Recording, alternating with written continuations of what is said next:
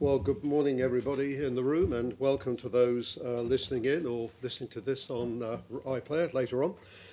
Welcome to the public board agenda of the CQC. This is 9 o'clock on the 5th of February. We have a number of things on the agenda, but probably spend the most significant piece will be on looking at our priorities. So we'll move reasonably soon to a session led by Julian and his executive team. I should welcome Julian. This is your first board meeting. Thank you. Delighted, really delighted to have you. And as we'll hear as we go on, you've only been here a couple of months, but a lot's happened already.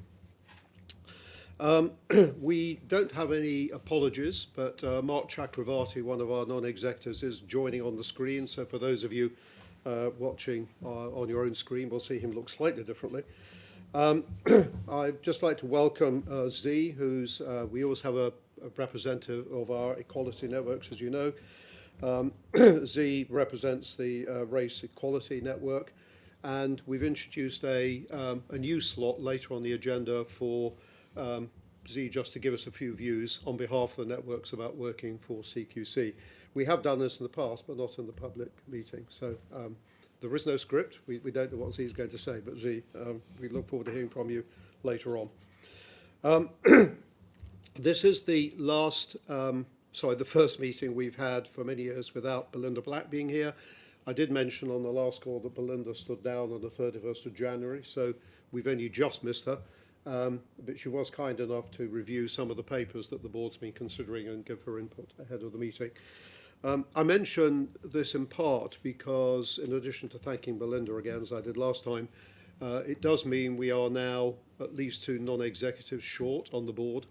Dr. Ali Hassan obviously had to stand down because of a conflict late last summer. So just for the avoidance of doubt, the department is running a campaign at the moment to recruit 2 new non-executives. Details are on their website, but we've also put a link on the CQC website should anyone wish to see what we are, or the department rather, is seeking to recruit. Are there any declarations of interest to note? I think a couple perhaps to mention.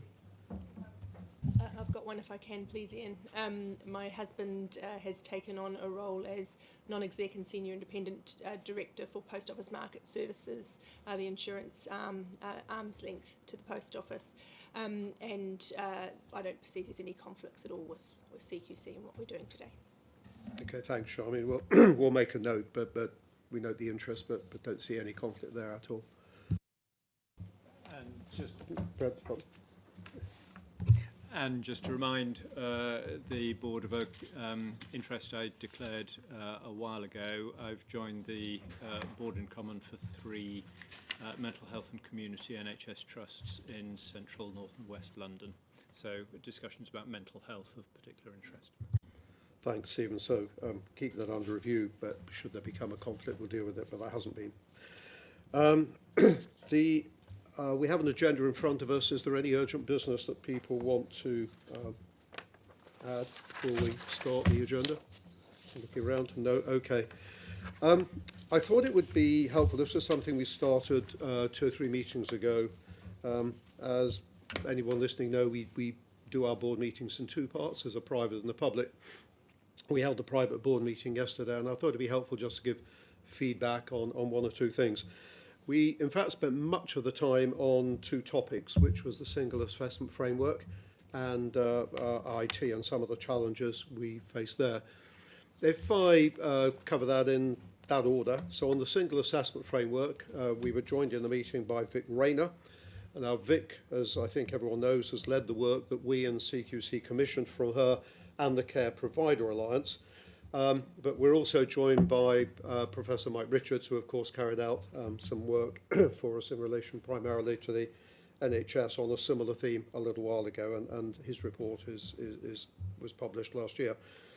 I would say we had actually it was quite long, but a good and early conversation about the findings from the CPA's work. We were very grateful, I have to say, to Vic and everyone we know that's contributed to that. A number of the CPA members have been heavily involved.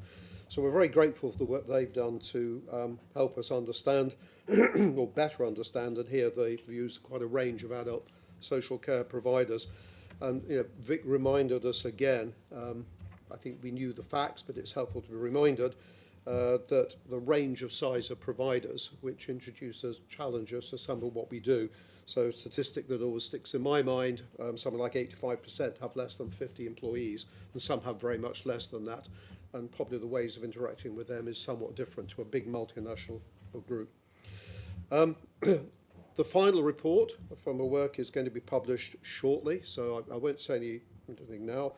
But I would emphasise that is consistent with our approach to transparency. Apologies. It was clear, I think, from that discussion, firstly, that her findings are pretty closely aligned with, where relevant, with what Mike Richards told us before. But also, I think pleasingly for us, it was aligned with the work already underway under Julian's leadership to rebuild confidence in what we do and trust in CQC as a body. I would say that in our discussions, and I should make this clear, the board is mindful that ultimately our prime responsibility is to users of the system, and that is the lens that we look at what's already taking place and the changes we'll need to make it in the future. But we also hope that based on the very good work that Vic and the CPO have done, we can not just use this as a one-off, but see it as a platform and a mechanism for closer cooperation in the future. And we look forward to seeing how that can be done. At the end of the meeting, though, just to be clear, the board approved two things. One was the publication of the report, which I've already mentioned, and the other is the approach that Julian and team are proposing to approach and see how to respond to the various recommendations that are going to come forward. On IT, similar structured discussion. We were joined by a man called Pete Gill, who've mentioned before, who is an independent expert that Julian brought in on his arrival to report on findings. We're also joined by Esther Probbins, who is joining CQC shortly in a senior IT role, and it will be her responsibility to take forward a lot of what needs to be done. So it was helpful to have her in the discussion, although she hasn't actually joined us yet. Again, I thought it was a good discussion. Peter talked us through some of his findings, but also the implications for the options that are now going to be available to us. Peter is going to summarise his findings in a report, which, again, consistent with our approach to transparency, we will publish. I don't have an exact timeline for that, but we would hope it'll be later on, or certainly before the end of this month. I think concluding on the way forward is going to be a challenge, and we are mindful of the need not just to correct some of the problems that we have, and we've been very open about. Julian and I spoke very openly about them at the Health and Social Care Committee, for those that listened 2 weeks ago now. But we are mindful of the need to balance the need to progress and fix things as quickly as possible, whilst maintaining the interim or workaround solutions that we've been putting in place to support our colleagues and the work that they do and help us meet the targets that we are seeking to address. And some of that, of course, will be the subject of the session that we're about to come to. Again, in terms of board approvals, we approved two things. One is in principle approval of the report. I say in principle because it's not been finalised yet, but we think the principle is that it should be published. But also the approach that was outlined to take forward how it is that we approach the recommendations he's likely to come up with to fix the system problems we've got. So I hope my colleagues would think that is a fair representation of our discussions. I'll look around the table. Okay. Thank you very much indeed, and I hope to those listening in that that's helpful just to understand where the board spent a lot of its time yesterday. So we now have a session on organisational priorities. There are papers in the deck for those that have had a look at them. But Julian, can I hand it over to you to lead this for us, please? Thank you very much, Ian, and good morning, everyone. Very good to see you all, very good to be here, and good morning to those watching and listening online. Can I say, first of all, what a privilege and honour it is to be Chief Executive of CQC. I've been here for 2 months, and I have been, overwhelmed with the support and very encouraged by our colleagues, and indeed meeting many, many colleagues across all of the sectors that we regulate and represent. I'm in no doubt that we have a huge challenge ahead of us in terms of our work, and there's an enormous amount to do to ensure that we deliver our core purpose, our main objective, to protect and promote the health, safety and welfare of people using health and care services, and of course encourage the improvement of those services.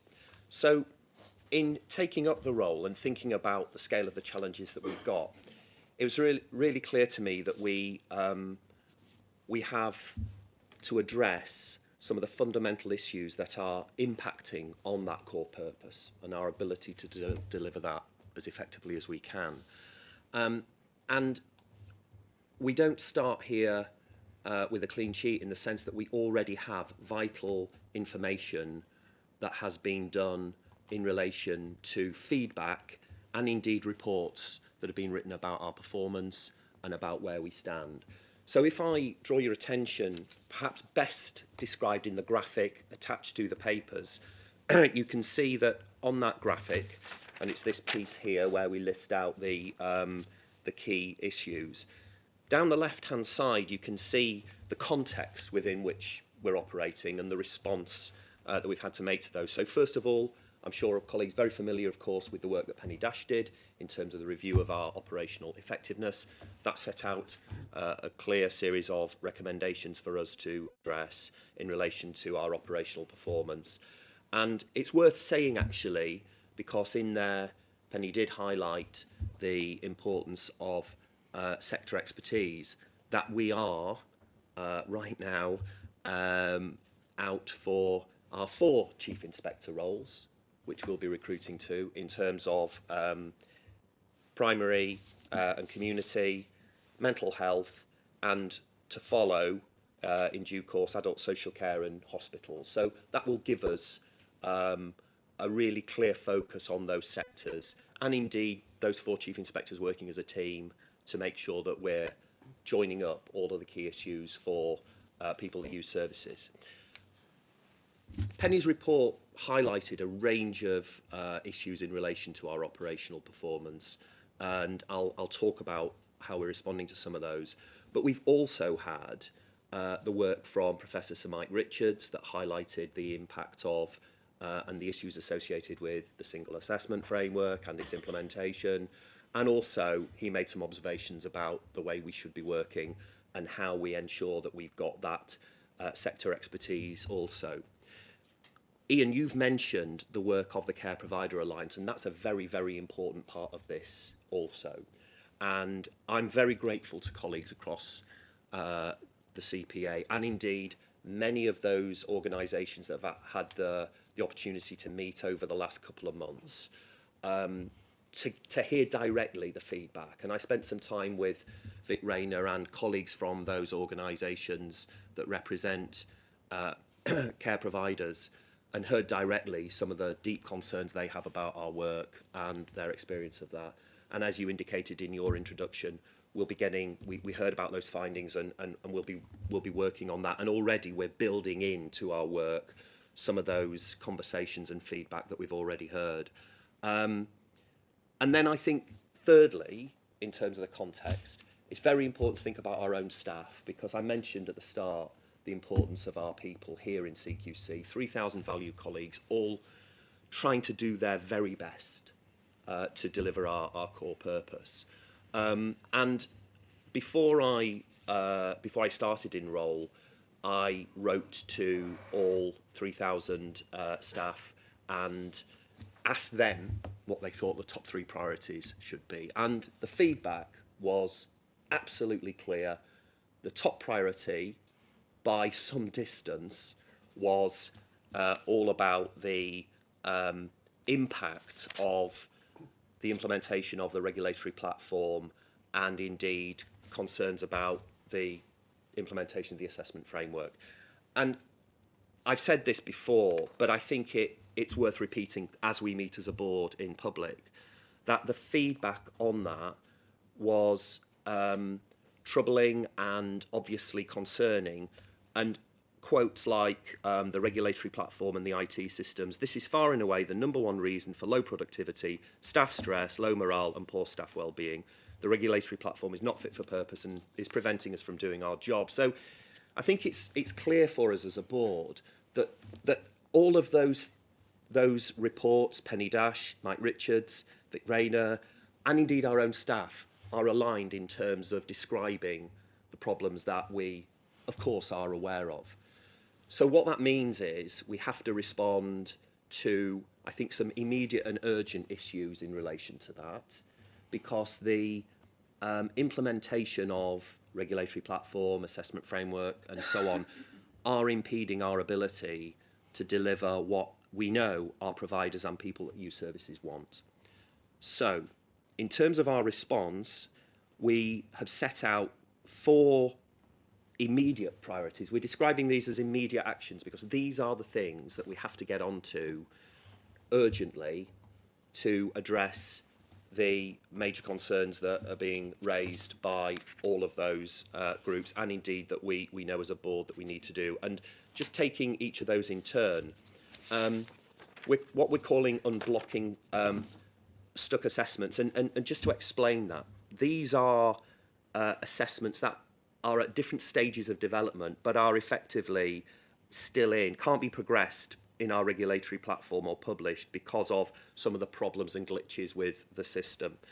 And that's incredibly frustrating for providers and colleagues. And I know, because I've spoken to many colleagues in care providers, in the NHS, who are waiting for their reports and have been waiting months.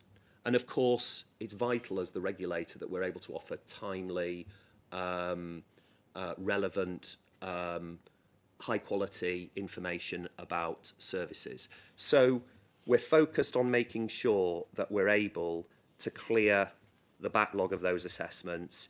And I've asked Chris Day to lead on that. And Ian, when I finish my summary, each of my colleagues, I'm sure, will want to come in to give an update on where we are with each of those areas. Secondly, the point that we've made consistently in terms of being at just over 2,500 assessments so far this year, that is a sort of new low in terms of our overall activity. And it's absolutely clear that we have to improve that. We have to be able to increase the number of assessments that we're doing. That helps us with our feedback, and of course it's vital for our providers of health and care services. So we've got to try to find the way to enable new assessments, and much work is happening on that. We need to make sure that we find ways of working around some of the problems that the regulatory platform has presented us with. You mentioned earlier, Ian, the work that Peter Gill has done to look at why we are where we are, but also the way forward. But in the meantime, as we pull together the way forward on our regulatory platform, we've got to use some workarounds to get those assessments out. And I've asked Chris Zakiti to lead on that, and Chris will perhaps say a bit more about that. And I know all of our operational teams are, and indeed the whole organisation is really clear about the importance of that. The third area is about making sure that the backlog of information of concern cases with no action or risk review, which are over 10 days old, is addressed. That's an issue I know the board have been concerned about, and I think early on raised with me. So, and it's also clear that that's an area where we need to make sure we're mitigating and managing risk out there and understanding exactly where we are with those. And that was a key area of interest from the Health Select Committee when you and I met with them, and we're obviously following up to brief them in terms of where we are. And I've asked Chris Usher to lead on that, and Chris will say a bit more about that, but we have brought specialist expertise in to help us address that issue. And fourthly, registration. I've spent time with our registration colleagues. They're doing great work, but we have, and understandably, because of the problems with the platform, challenges there in terms of the backlog of registration applications, which is causing a lot of frustration from people in the sector who are wanting to get registered, all the delays that are happening. And we have moved back to CRM off the regulatory platform to enable us to work through that. And I've asked James to lead on that, and James will say a bit more about the work we're doing on registration and where we are with that to make progress. So I think it's fair to say that all those four, as an executive team, we have been clear from, well, pretty early on in terms of starting the organisation. These are the things that we've got to get onto in short order. The challenge, of course, with these four is making sure that, and I'm sure colleagues in providers will be interested in the timelines and the volumes and so on. I would emphasise the complexity and challenge with some of this, but the absolute commitment for us to get there. So we're working on the detailed data to give us a sense of real confidence about what we can do by when, recognising that people will want to hear that as soon as possible. But it is vital we get this right in terms of the quality of data that we use and give confidence to our stakeholders and indeed as a board that we're clear that we can commit and deliver on the improvements that we set out. So those are four things that we need to do very, very quickly and work through with some urgency and alacrity. But they are not the only things we have to do, because of course we've got to think about the organisation in terms of not just addressing the symptoms of distress, but the underlying root causes. And that takes me to what we're describing as the foundational improvements.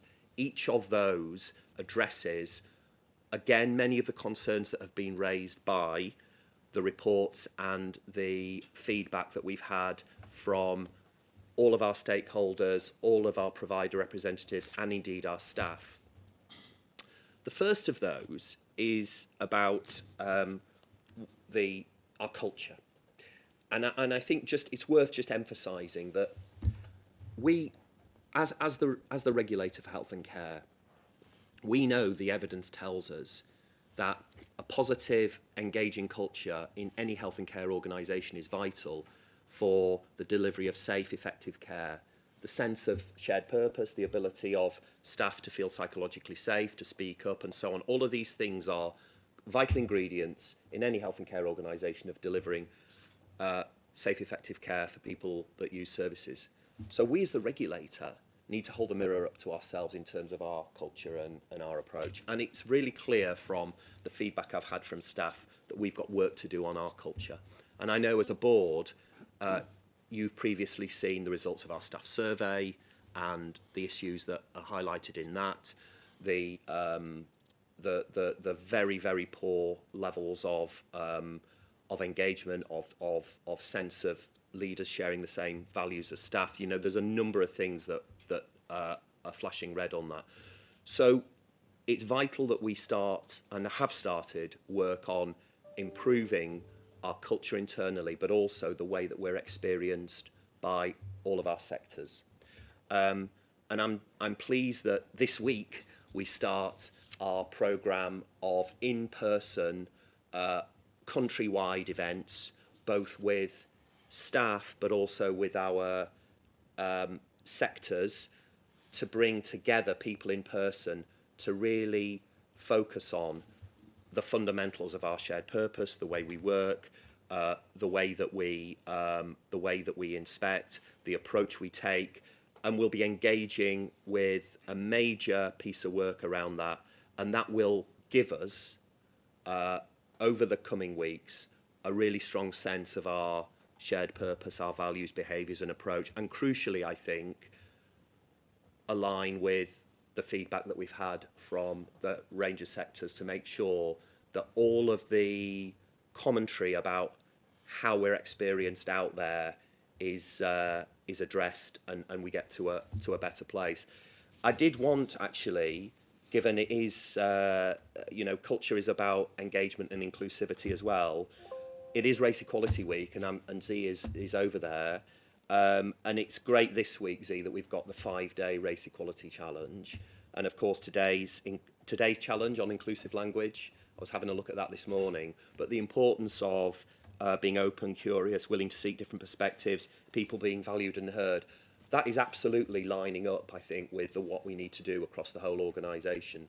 So it's important that we use, and I think it's great, Ian, that we've got network representatives around the board table, but certainly having spoken to our staff and having spent a lot of time in the organisation, there is a real appetite and willingness to want to improve our culture and approach and get to a better place on that. So that really is an important part of this work. Secondly, the importance of getting our structures right in terms of operations and regulatory leadership. And this is all about making sure we're aligning around bringing in 4 chief inspectors, the sector expertise, the sense that we address all of those points that Penny Dash raised about the importance of specialist expertise, the importance of credible inspections, the sense of confidence that providers have in the work that we do. That will require, and this is happening in terms of lots of conversations about how we get that right and how we make sure that colleagues across the organisation feel that they've got the right focus, they're in the right sort of place to deliver the work that they want to do.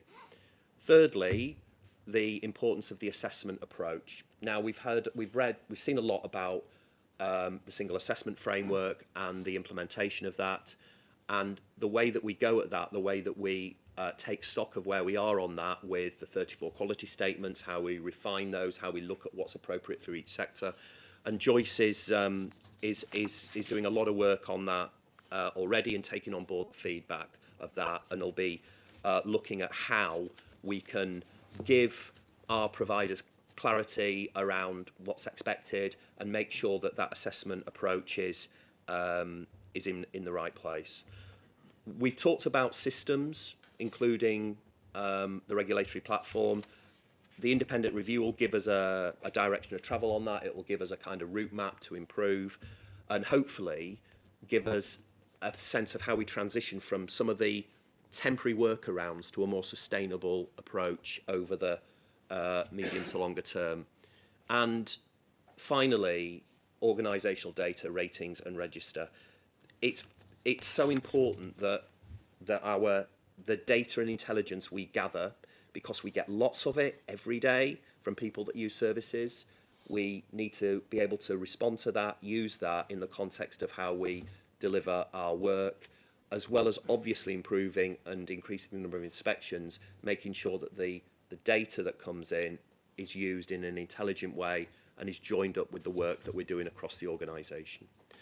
So, 4 immediate priorities, 5 foundational improvements, lots to do here, but the good news is we've got, I think, a really strong sense of clarity, cohesion from within the organisation about the importance of those, and the fact that these are directly derived from the feedback that we've had from colleagues out there in the sectors. And I'm sure that over the coming days, as we meet both with staff and also with our colleagues in those sectors, we'll amplify and expand on this and get really clear about the building the new approach and culture in a nutshell, the CQC way. So what I wanted to do, Ian, if I may, was just perhaps give my executive colleagues an opportunity to comment on each of those 4 immediate priorities, because of course those I'm sure are uppermost in our mind about how we chart progress and where we need to be on each of those. And given the importance of those to people out there in the health and care sector, vital that we make progress on that. So maybe if we could start with you, Chris, on the unblocking the assessments. Thanks, Julian and colleagues. So stuck assessments is very much what it says on the tin. This is where reports have taken longer to get through our processes than we would have expected.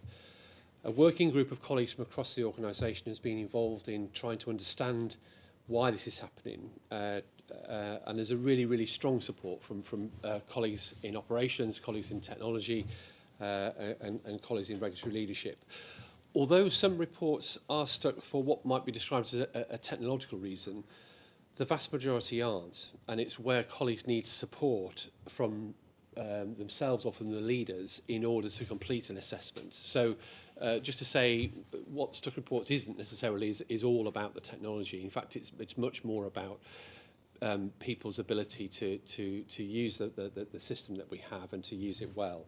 So we are working through a number of Stuck assessments that we described at the Health Select Committee in early January. The contribution of this group is crucial to getting progress in this space, and I'm really, really grateful to all the colleagues for their time to get to a place where we've not only identified the range of a range of reports that are stuck, but also the reasons behind them. And there's a systematic process now underway to make sure we can clear that backlog, which I know is exactly what providers want and expect from an organisation like CQC. So we are seeing positive progress. We'll update providers, colleagues, and the board, obviously, on how that progress has been made alongside the other four priority actions in due course. But there is strong progress, and I think there's some learning here for how we provide the right support for colleagues as we introduce changes to the system moving forward. Shall we go around all four and then take questions afterwards? I think that's probably best. Okay.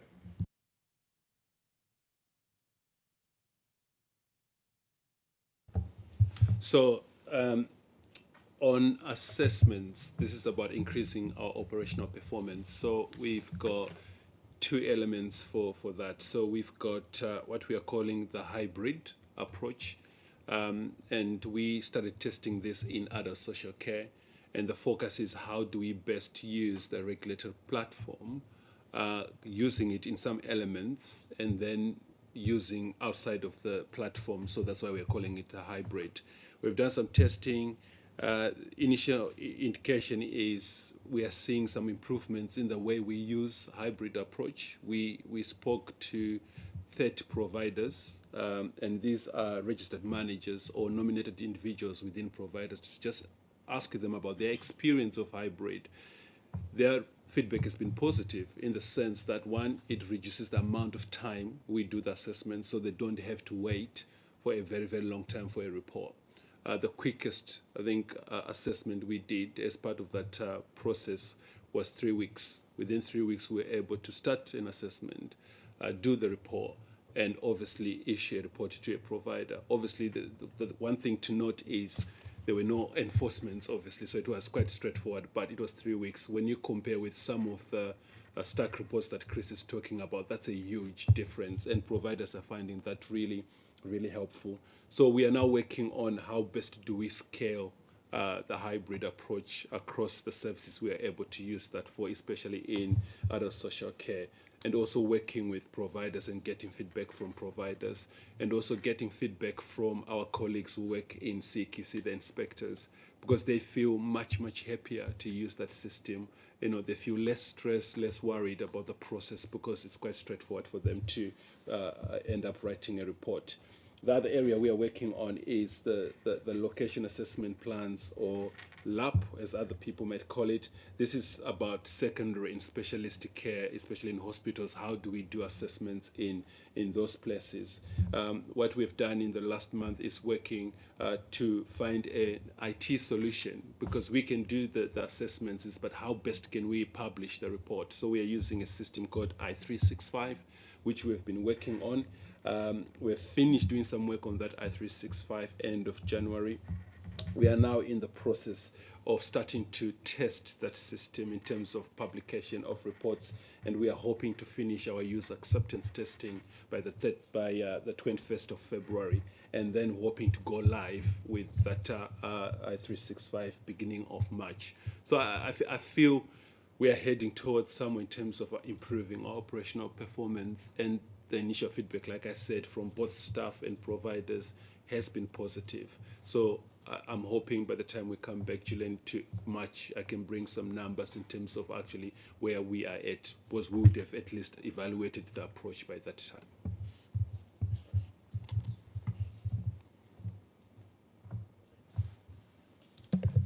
Yeah, thank you, Julian. So on registrations, it's about 10,500 registrations in our system. Our target is to make sure that no completed registration is older than the current trajectory should get us by the summer. But as you said earlier, Julian, we don't want to make promises that we're not sure about. We need to make sure that we've got the right people and the right systems in place to sustain any progress. So therefore underlying this work is a technical solution to finally get ourselves and providers in the right way of applying quickly and responding quickly. This is a partnership with our health and care providers. So we do get a lot of applications that are incomplete, actually, and that causes us a problem, causes us more work, and for the providers it ends up in a rejection. So there is something here about making sure that our information on our website and our communications with providers is really clear, so they know what a good application looks like, and that staff express frustration to myself and others about, that's a continuing problem, actually, quality of applications. So we've got to deal with that with providers. We've got to make our systems stronger, and then we've got to give the staff the support, in terms of the numbers. But it's going in the right direction. But it's a constant flow. That 10,500 is not new people registering; it's changes in registration. So we'll always have lots of work to do in this space. Thank you. Yeah, so information, concern and notification, just a bit of background. So providers must notify us of certain changes, events, incidents that affect their service or people who use their services. These are notifications. We get, on average, about just under 600,000 a year as context. And cases, so information of concern is feedback we receive directly from staff, information about people's experiences and information from partner organisations. We get just under 200,000 of them a year. Both of those have backlogs that we're working through, and we're tracking everything that is over 10 days old in relation to those. The tricky bit of this is, it's not necessarily that we haven't acted on them. It is we can't evidence easily out of the system what action has been taken. So that could be just as simple as we filled in the free text notes of what's happened, but we haven't then enabled, or the business flow hasn't been correctly filled to enable the process to be closed through. So what we need colleagues to do is go back through those cases, review, close them off in the right way, and assure that we have taken action in the right way. So you can imagine it's quite a manual process. In terms of what we've been doing, we've set up a weekly SITREP, or situation report meeting, to review overall cases, the oldest cases. We've brought colleagues together in a central team to work through the backlog. We're also looking at how we can do sprints within operations where the main focus is on case and notifications. We've gone through all of the oldest cases. We've validated actions that are needed and what needs to happen to close off the oldest cases. And we've also, alongside all of that, been looking at the end-to-end process. So the end-to-end process, and I've been taken through this in a few sessions, it has workarounds, it has risk in there, and it has things that we need to ensure that end-to-end process works slicker. So we've been doing that at the same time to get at the heart of the systemic issues. We've had support in from Catherine Halford, who's Chief Nurse at Barking, Havering and Redbridge NHS Trust, who's been given some expert oversight. And we've also been starting to look at what have we learned as we're going through these case notifications, what action have we taken? But again, all of that is a manual process. In terms of targets, we are working through this with an aim to reduce the backlog. We've not yet set targets, but we see progress being made. Through January alone, we brought the overall volume of cases down by 41%. And that ranges across the what we call P1, P2, P3 in terms of the severity of the cases, but overall 41%. Notifications trailing slightly behind at 15%, but it is heading in the right direction. So we're confident we're going to bring this down. Also really want to thank colleagues who have been working on this and really appreciate the efforts to get those case notifications down. So it's heading in the right direction, more to do, but the end-to-end process also needs a review alongside that.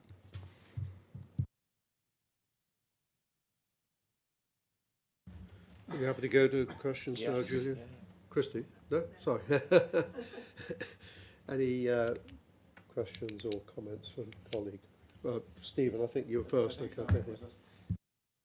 You go first. Firstly, and most importantly, a huge thank you to Julian and the whole team for the clarity and speed with which this has been done. I think the organisation and many of our partners have been sort of waiting for some time now to get this clarity about, so what are our priorities? What are we going to act on now? And this is hugely valuable and very helpful. So thank you for the clarity with which we've now got these priorities sorted out. A couple of sort of reflections, if I may. The first is on the enabling new assessments, because if I've understood it, I think what we've now developed is what's we call it the hybrid model or the interim model, and I think it's been described as a minimum viable product.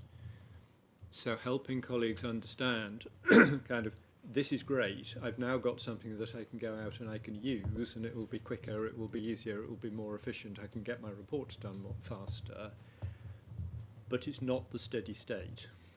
So kind of what's the interaction between now getting on and using this now, and if I can see ways of improving it, where do I feed those in so that as we build the steady state product, where do I take that? The second reflection is the CQC way, positioned rightly, is completely foundational to all of this, and it is, because we must get the culture, the ways of working, the behaviours right. Everything else will depend on that. But it feels a bit kind of different in kind from all of the others, the four and the other four. The others, it's kind of easier to see at a glance, well, what's in scope of that task? CQC way is kind of bigger. I think it includes our purpose, our goals, our operating methods, our behaviours and values. So I suppose it would be really great if in the colleague conferences this week and next, we can help colleagues sort of get their heads around what's in scope here, how do I contribute to that discussion about the CQC way, because it's just a bit different in kind. It's so foundational that it may be a bit harder for colleagues to get, well, you know, exactly what is this? So let's use the conferences to try and sort of flesh that out. Thank you. Do you want to take them in that order, Chris? I know for your first comment, and probably Julian, you should pick up the CQC way. Chris? Yeah, no. Thanks, Stephen. That's really helpful. And you're right. You know, this is about what we are doing now with the hybrid, but we need to think about the future. You know, the medium and the long term. And I think the discussions we were having yesterday with Peter, for example, and with Esther now joining us, is to think about actually what do we do in terms of the platform itself, the issues we've had with assessment up on the platform. What do we do with that? Because I think that's where we need to get to. Because what we're doing with the hybrid is for now. And we'll learn from the hybrid as well in terms of, we've got evaluation end of this month to just understand actually what is it we've done in the hybrid, because there's learning there. What do we need to take forward as we improve the assessment app? So those are the conversations I suppose we need to have with ET colleagues and the board, with Esther and Anthony, to think about actually what do we do? Because we definitely need an IT solution in order for us to continue doing what we're doing. Thanks, Chris. Julian, do you want to add? Yes. Pick up CQC way. Yes, thank you very much, Ian. Stephen, that's a great question.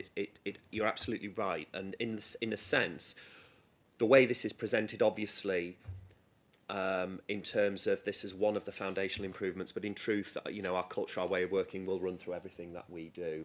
I think the important thing to say is, you know, we're an organisation that cares about evidence, and there's clear evidence, particularly the work of Professor Michael West and others, that demonstrates that in order to be a really effective health and care organisation, the importance of engagement of staff and the right culture, behaviours, sense of shared purpose, and the sense that if you're a frontline inspector, you feel absolutely connected to the overall mission, goals, purpose of the organisation.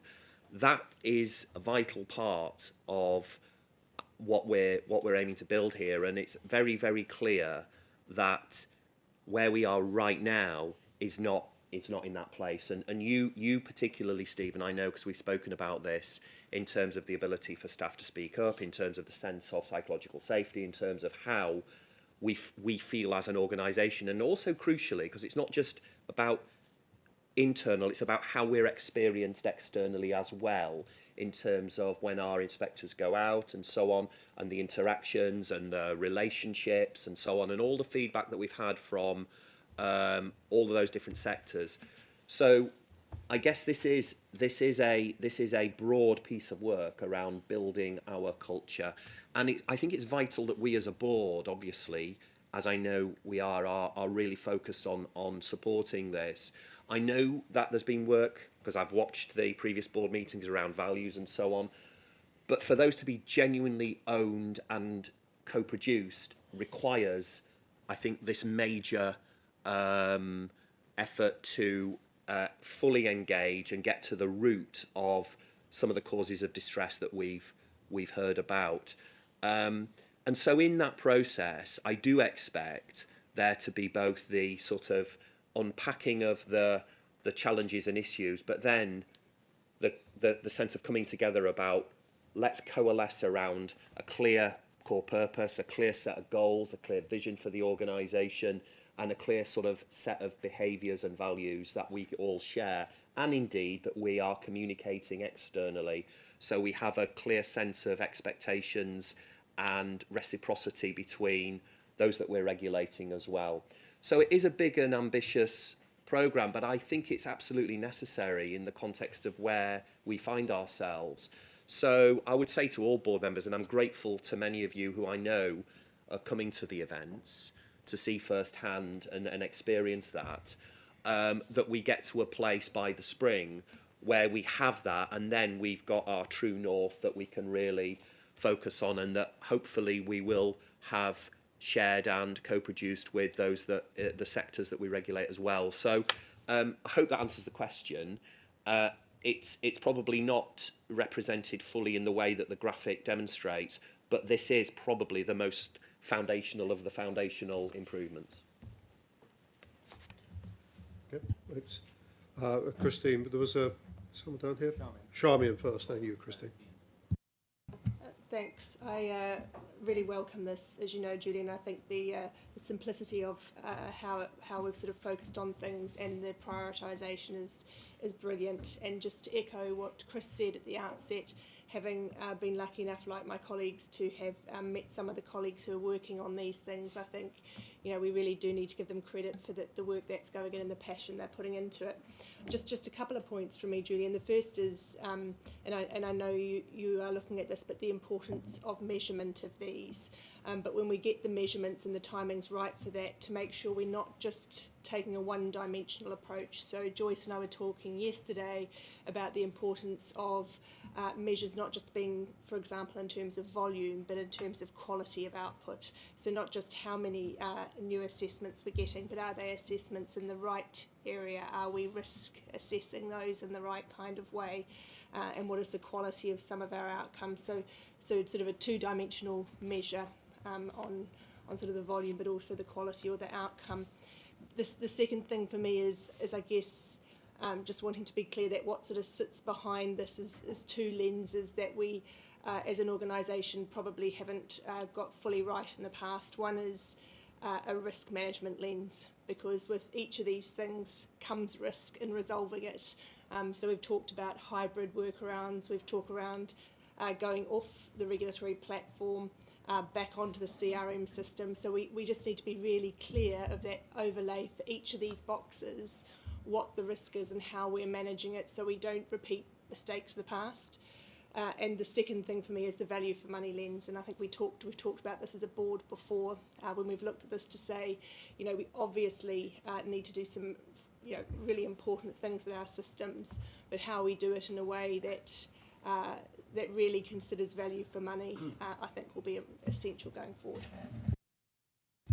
Thanks very much, Charmian. I think very important issues that you flagged. I think first of all on the quality,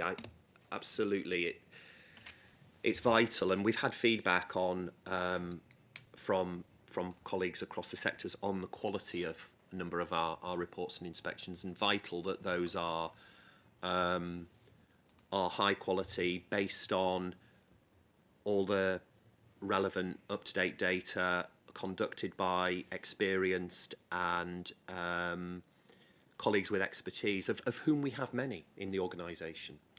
But they obviously have been hampered by the challenges that we've had with all of the technology, the regulatory platform and so on. So that point about quality as well as quantity is something I know, Chris, that you're having conversations with the team about, and making sure that it's not just a rush to get more and more done. We've got to make sure that the quality and the value to our providers that we regulate, and ultimately for people that use services who will read our reports and make judgments, are really clear and high quality.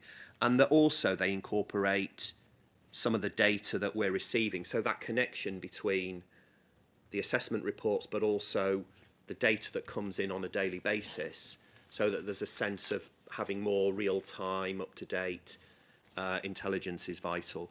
Your point about metrics on the immediate actions, absolutely, and we've brought in additional expertise to look at how we make sure the performance reporting and the data is reliable, because of the well-documented challenges about the difficulties we've had with implementation of regulatory platform and the problems that's created. Making sure that we've got reliable, trusted data is a key priority in order to inform accurate metrics that we can rely on and that we can give confidence to our sectors on.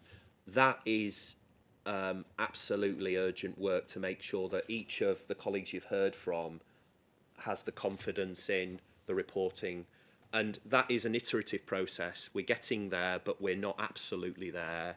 And I want to make sure that as CQC we can stand behind our commitments to people in terms of what we're going to deliver by when, which will entail getting really trusted data metrics from the team. And the additional expertise and capacity we brought in will help us with that.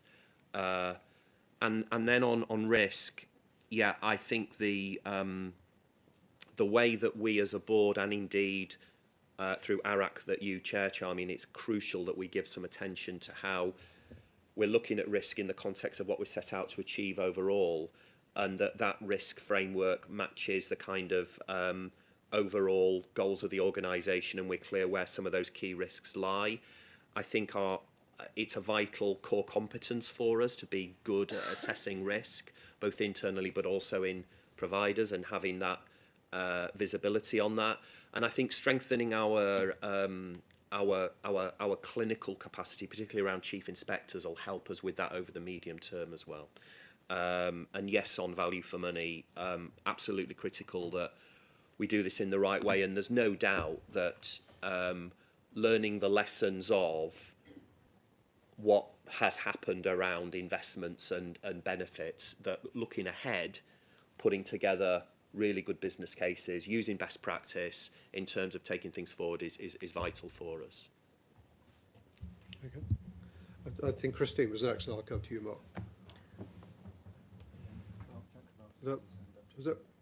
Do you mind, Mark? I've only just seen you. Let me go to Christine. I did promise her ages ago we'd come to her next, and then I'll come to you.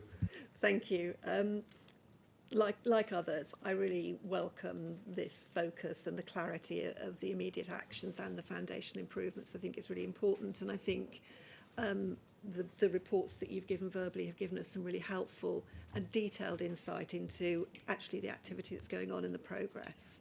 Wanted to build on what you were saying, Julian, about external partners, and also pick up something that you said at the beginning, Ian, about the focus of our work and our purpose is about the needs of people who use our services, which I absolutely agree with. But I would just like to point out that usually, not always, but usually, providers are aligned with that the needs of service users are their priority too.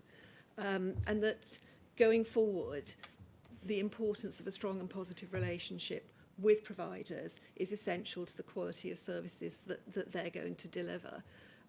So I would just, that's particularly in relation to the forthcoming CPA report, I would just urge the board and colleagues to look at our organisational priorities, particularly, I think, as we start to do the CQC way work through this lens, that let's not assume that there's a conflict in terms of needs of service users, but let's assume that we're aligned. I think it's probably more a comment than a question. But, Mark Chakravarti, sorry I missed your hand earlier. No, thank you very much. Again, let me echo the comments of my colleagues. I think this is a really, really positive progress in terms of focus, in terms of prioritization, in terms of critically action to start moving things forwards. And again, I would just sort of reiterate that this has been a really critical first step in starting to the journey on rebuilding trust with our own staff, with our stakeholders, and ultimately again with patients and carers. So thank you for everyone who's helped us take those steps forward. Again, I'd also just underline, as part of that trust, it is about making sure that we're really clear on what expectations are. And I do see that we are not yet in a stable state, particularly around how we move towards assessments because of the hybrid approach, requiring systems that are not long-term suitable for the job. We know that there are systems that we are having to use in the hybrid approach that will be decommissioned by the providers over time. So we have to make sure that we do transition to something that has long-term stability. So I think the clarity of that and not miscommunicating that we are at an end state, but we are in a transition state towards a clearer end state is really important to maintaining that trust. And then I had the same question about 2 points. One was on backlogs and also on stock reports. Great to hear the progress that we're making around addressing those. The question that I had is, are we already seeing any data, or do we have any data on, are we preventing new ones occurring, both in terms of backlogs and stock reports? Is the inflow starting to subside, or do we not yet have that data? It would be good just to hear.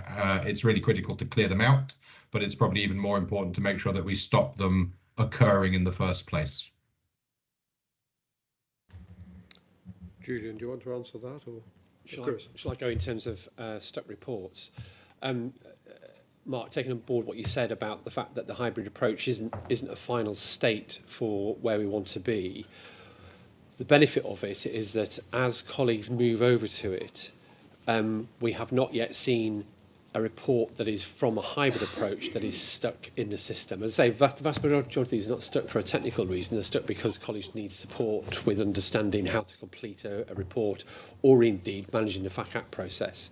So there have been very few that have come in to, as it were, stuck reports, and those that have been from the system that predated the hybrid approach. So there's been no reports that have come in as a result of the hybrid approach. As I say, the vast majority aren't technical anyway. They're more about colleagues' engagement with the system as is. But no reports of the hybrid approach causing either a different problem or a further problem, and in fact the opposite of that.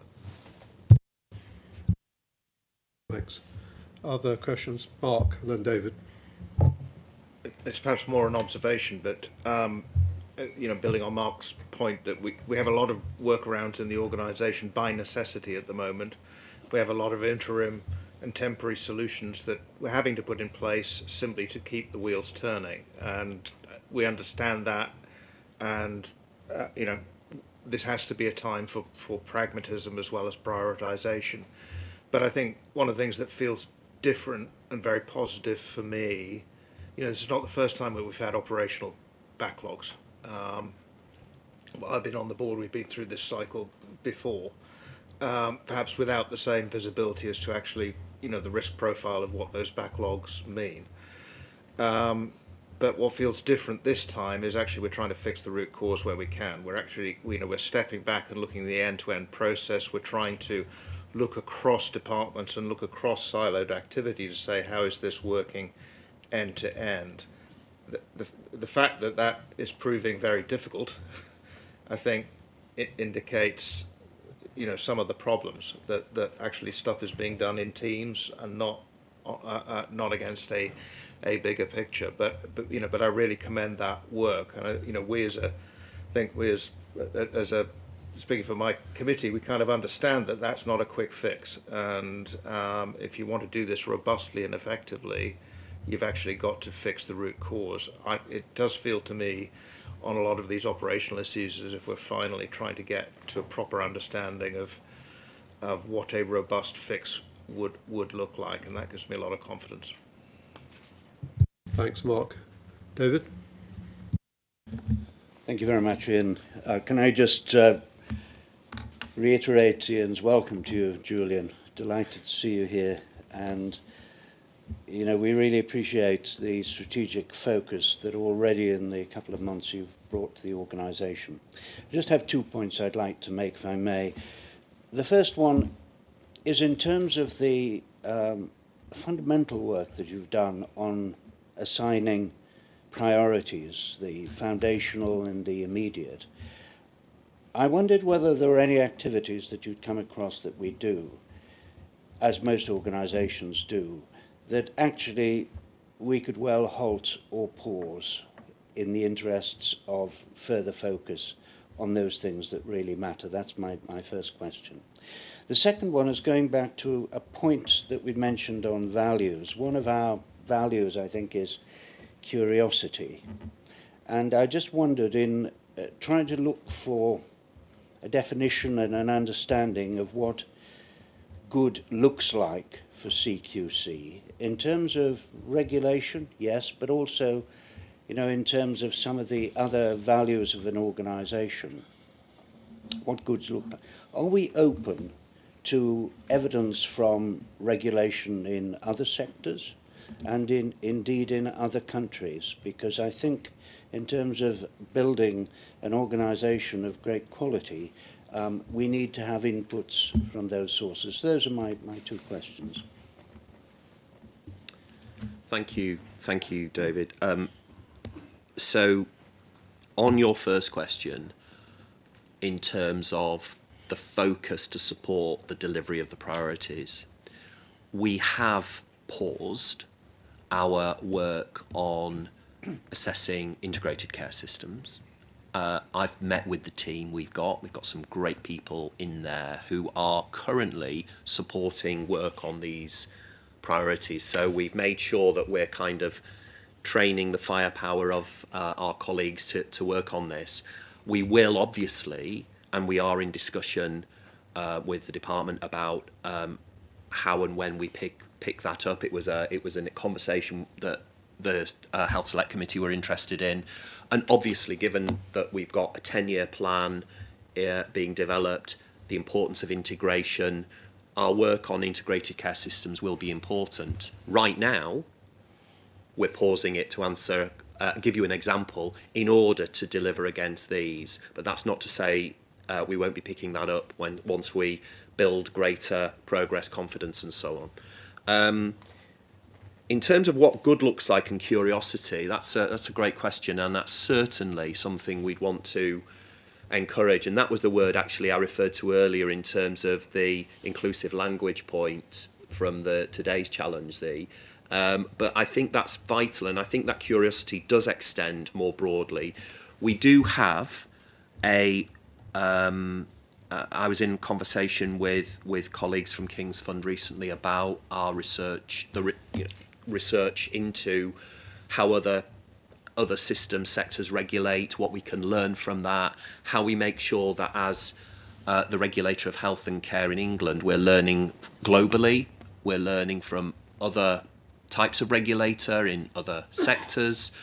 I've spent time speaking to chief executives of other regulators in this country, so I absolutely agree with you about the point about taking the learning and best practice around regulation and what is working elsewhere, both in other sectors and indeed in other countries on health and care, and we'll have some research capability to help support that approach.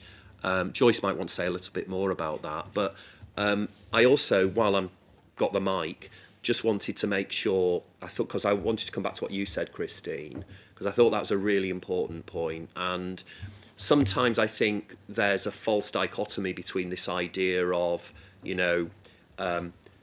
providers and people that use services. There is the vast majority we know of providers absolutely are driven to deliver for people that use services.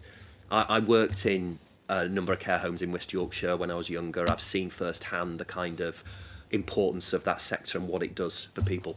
But also, of course, we deal with failures. We deal with, and there's been some recent media scrutiny on that and our role to ensure that we are really, really focused on having that really good sense of feedback and understanding of what's happening out there. So that relies on really good relationships, as you say, with the provider sector, but also a clear-eyed view of how we make sure we're protecting people that use services. I don't think those two things are in opposition. I think they go together.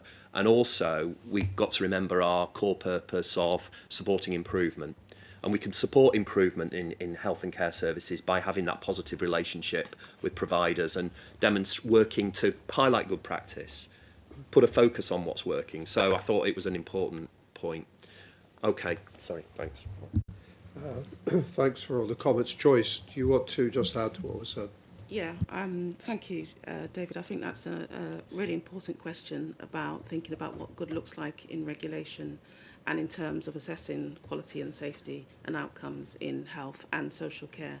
And we do a lot of work on that in terms of our own research programme and working with other regulators so that we get what good looks like. I would say, because you've talked about that, Julian, about our research programme and the evaluation that we do with the King's Fund and others.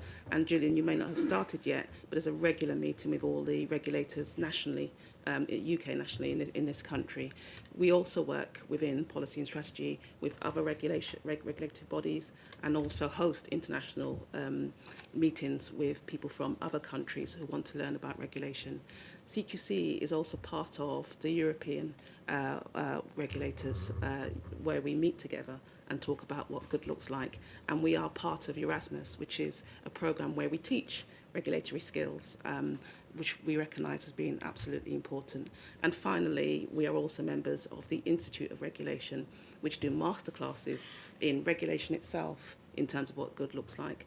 And they are hosting their annual conference this year, and I'm a member of the award panel where I will be part of judging what good regulation look like. There are lots of connections and interconnections that we are using and leveraging to make sure what we build within CQC is not just local, but also nationally, internationally, based on good practice. I won't say best practice, good practice is what we know is best, but what can actually be implemented. I will also say, David, there is a lot more we can do because there's constantly a cycle of change these things, and actually they'll leverage improvement. But we are doing a lot of work in that area. Thanks, Christine. Could I just come back on that? Thank you, Joyce, and thank you, Julian. One of the things I'd like to suggest is, although CQC is obviously a regulator of organisations, we also have a number of regulators of individuals, professional individuals, and it would be, I've found that there's a lot to be learned from looking across to the other side of that particular fence. Not just directly to import something, but rather to understand some of the methodologies, but some of the underlying principles of how you get good and how you get excellent from that. So I just make that suggestion, Joyce, to you and Julian, if I may. Okay, thanks, David. We should probably conclude, unless there are any other pressing questions. Just a couple of observations from me, and then we'll conclude. Chris, I was interested in the way you presented your figures, giving some context to the backlogs, and I think it is something worth saying, and a degree commending the management here, that when we talk of very crude metrics like the percentage that are over 10 days old. There are often very good reasons why things are beyond a certain age. It doesn't mean to say it's wrong, just maybe more information. I think it would be unhelpful and appear defensive of us if we started saying that up front and giving excuses. But I think it is worth bearing in mind that when we've got these very crude measures, I won't say it's absolute worst case, but it probably on balance tends to make things sound a little bit worse than they are.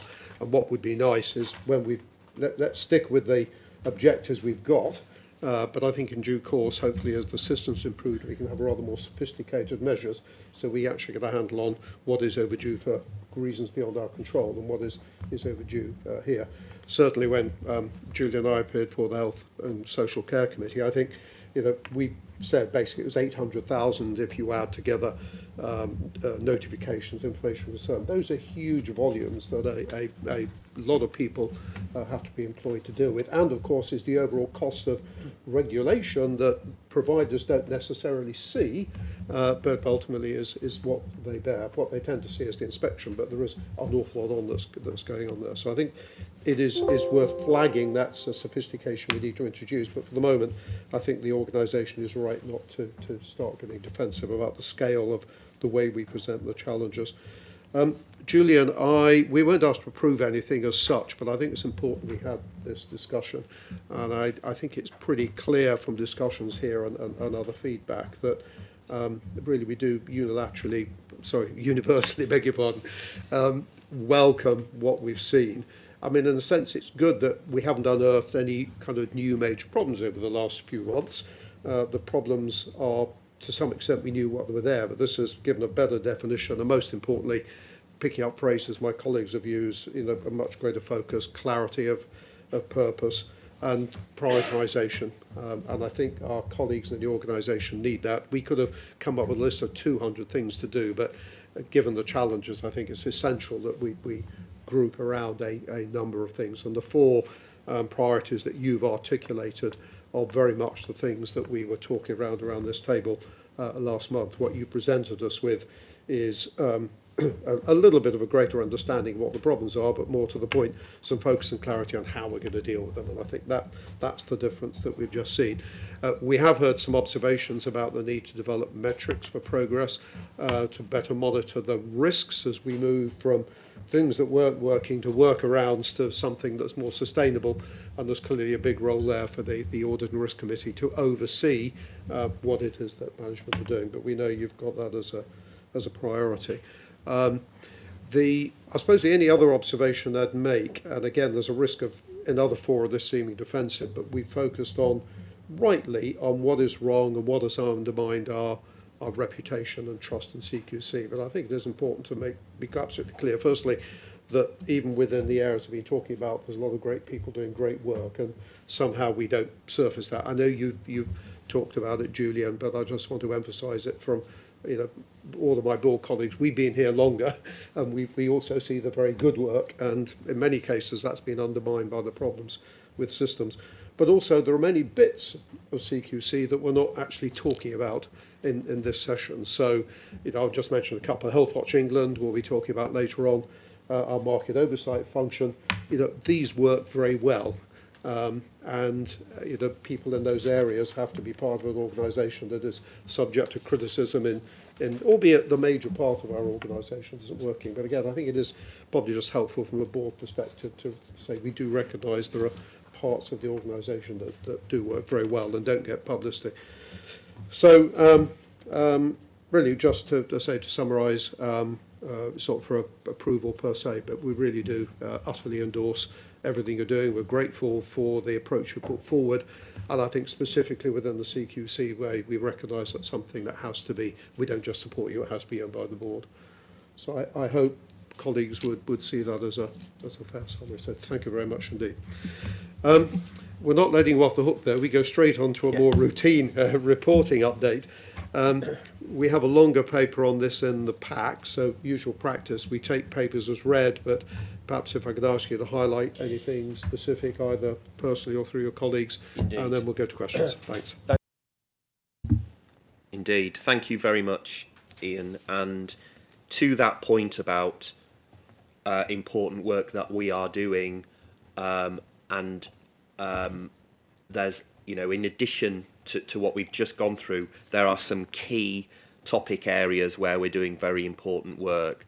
And I want to start, and I will go in turn to my colleagues to speak about some of these important issues in the paper, but I did want to start, and Chris, I'll come to you in a moment on this, but with, particularly given today's publication by NHS England of the report into Nottingham and Valdo Calacane, that our adult community mental health programme, we publicly committed to look in depth at the standard of care in adult community mental health and crisis services across the country, given that we continue to see issues with quality and with patient and public safety post the Section 48 review into the care and treatment of Valdo Calacane.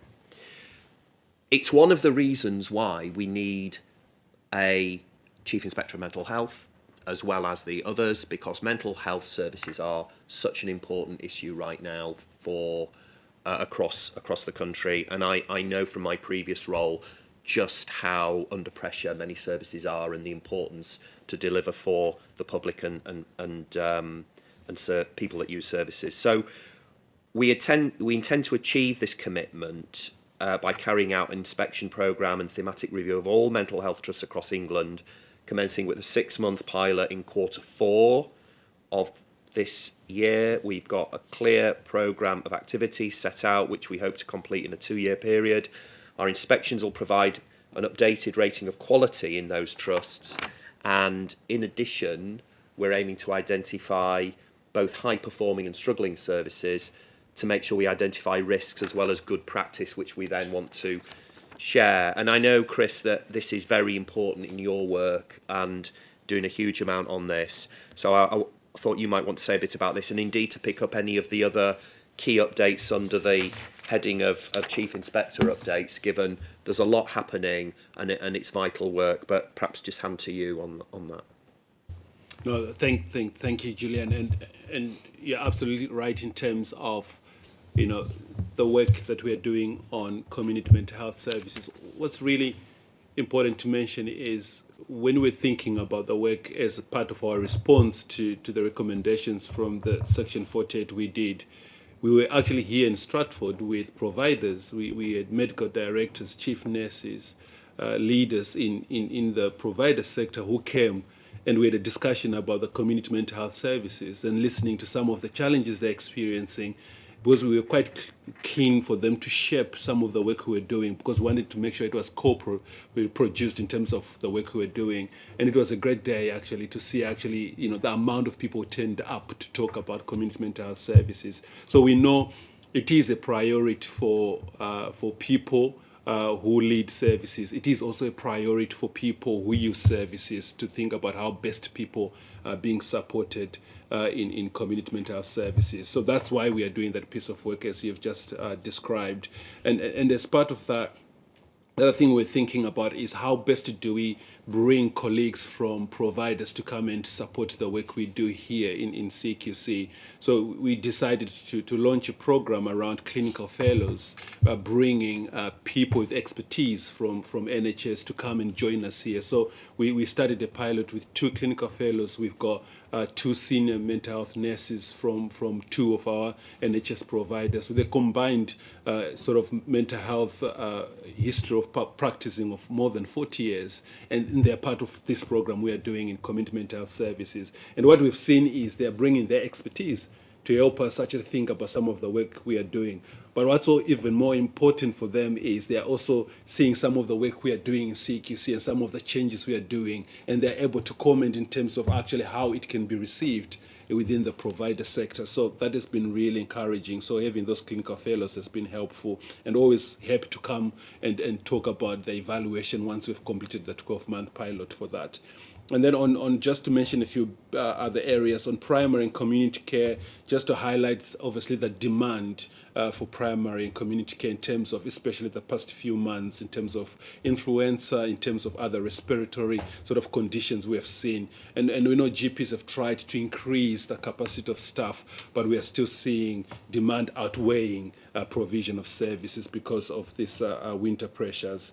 On urgent and emergency care, we're really keen to start our work on system pathway pressure work, because so sometimes people might think actually when, you know, winter pressures, people are really busy, we shouldn't be going to services because we're putting more pressure on services. But what has been interesting is actually going out and doing some inspections or assessments in emergency department, is actually people welcoming us to come and see the experience, one of what staff are going through and also what patients are going through. And we've seen actually firsthand how much pressure services are when it comes to emergency services. So we continue doing that work, and we'll be more than happy again in the near future to bring back some updates in terms of how that work is going. So I'll leave it there and pass on, I think, to James, because there's a bit around dementia and adult social care. But thank you. Thanks, Chris. And Ian, I think it's important, obviously, as you mentioned, obviously we've seen the paper, but some important issues obviously out there that in terms of the external environment we're talking about. Thanks very much, Chris. That's really helpful. I thought, James, it'd be helpful to talk about our dementia strategy, but also a particular kind of moment is the pressure on adult social care, the adult social care market, and the challenges, and also local authority assessments. Thank you, Julian. Yes, thanks. On the as the paper says, on our dementia strategy, this was one of the areas where we have paused but simmered the work actually, this update is a lead into the publication in April of that dementia strategy, which I think will come back here on its way out to publication. But I just wanted to give a sense that dementia remains a key concern about which we get feedback in terms of people's experience of both health services and care services. Our ultimate goal as a regulator, I think, is to produce some guidance, in effect statutory guidance, to which we could then measure in inspections that we're doing, or the local authority inspections that we do, or indeed if we begin ICS work down the line, in those assessments, to measure the quality of what good dementia care looks like. So that's the ultimate aim, is to use the partnership that we've created with dementia-based organisations and with clinicians and with social care practitioners to state what's good and what the gap is between what people's experiences and what needs to be good.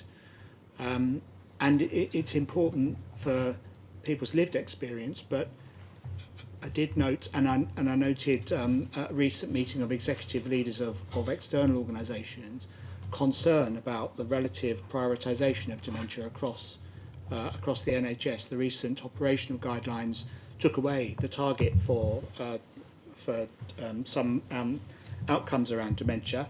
Not commenting on that, it's quite right that the NHS needs to prioritise what goals it does set and what targets it does use, but it puts more perhaps onus on us as a regulator and advocates to think about how you give a voice to people's experience. So that's what's behind the dementia work. And we had a really good engagement with in Parliament with MPs, and the Minister indeed for social care gave a keynote about the importance of this. So I think we are, it's work that we need to pause while we do the priorities, but simmer so that we can bring it back to life at some point during this year. On the markets for social care, last time at the board we had expressed some concerns about the messages we were receiving from social care providers about the potential impact of rising costs on social care provision and on the stability of the market. The evidence is that those concerns have not gone away. In fact, they've been heightened, and we are getting lots of messages from our engagement with providers, both in our market oversight function formally, but also wider than that in the social care leaders that we're meeting with. We are alongside the providers in expressing the concern, as it were. We won't get in the way of the decisions that need to be made in local councils. They will be setting their budgets in February. Many of them face a dilemma of how to fund those additional costs versus other pressures that they have. From our point of view as a regulator, despite those pressures, our concern is about the quality of people's social care, about the continuity of that care, and in particular whether we might see some providers unable to continue to provide care and therefore, to use the jargon, hand back, as it were, the contract to local authorities. And we will monitor that situation alongside others who need to monitor it, particularly in local government themselves. We are, as a regulator, there to play our part, as it were, to host and make sure that we give a voice to those concerns and to pull together social care providers where they've got a concern, particularly about their sustainability that is hard to replace, as it were, given our regulatory responsibility for that. And then finally, on the local government assessments, I think the paper gives the current numbers. We are in 88 of the 152 councils. You can see in the paper what we've got scheduled in terms of site visits. We are near the top of the bell curve. We're in 10 councils a month at the moment. We had a slow start. We need a managed end to that. So now is the time when our staff are working really flat out. There are some risks and constraints around that, and we are making sure that we draw in expertise from social care to maintain the teams and their capacity to deliver. Some themes will emerge, which I think in our state of care arrangements we'll be able to make some commentary about what people's experience is, particularly around waiting times, around safeguarding, around the experience of family carers as well. And I wanted to say as well, I'm enormously grateful for the Directors of Adult Social Services and community leaders for sort of coming route one back into CQC about what they think of this process.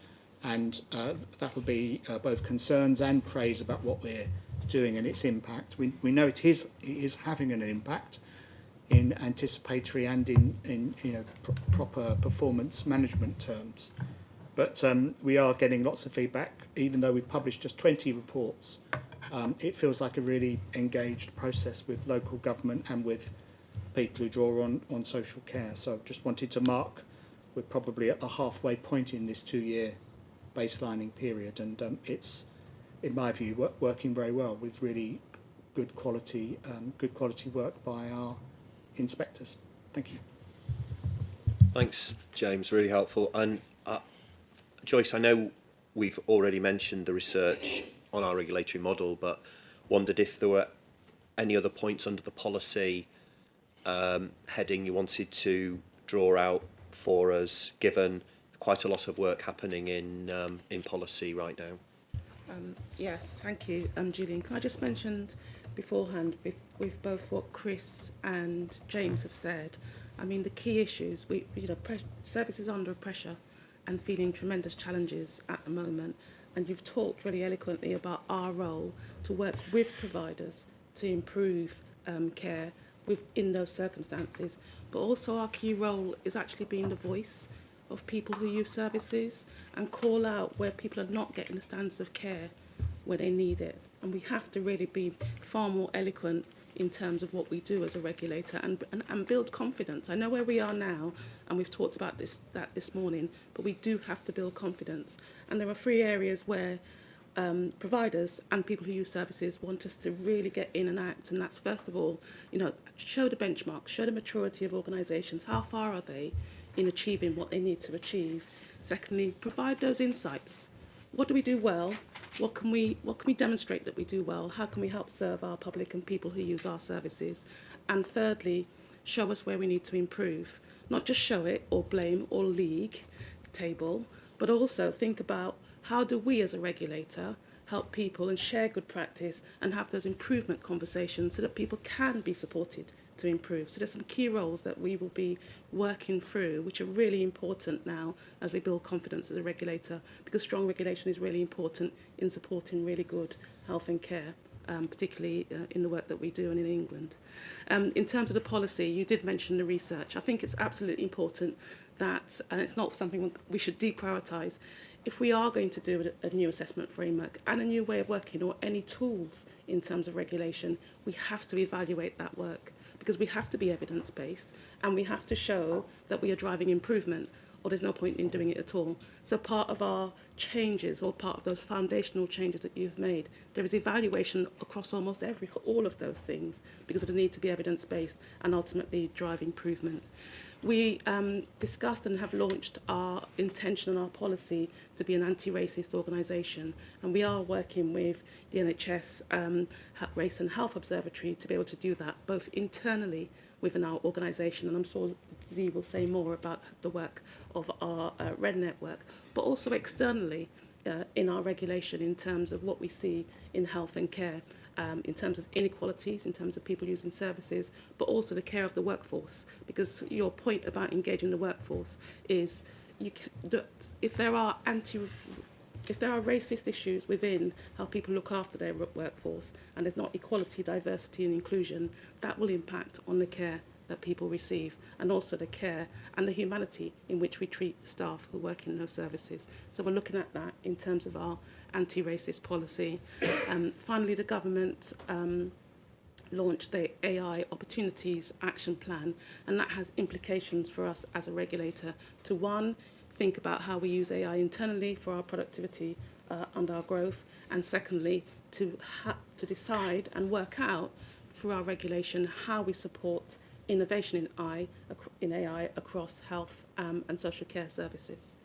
The last thing that I have noted under policy is the Baroness Casey Commission, but I will hand over to James because I know you've had some meetings with the department and you can speak in terms of an up-to-date view on the Casey Commission. Thank you, Joyce. Yes, and we welcomed, didn't we, at the beginning of the year, the announcement about the Commission and the work around social care reform more broadly.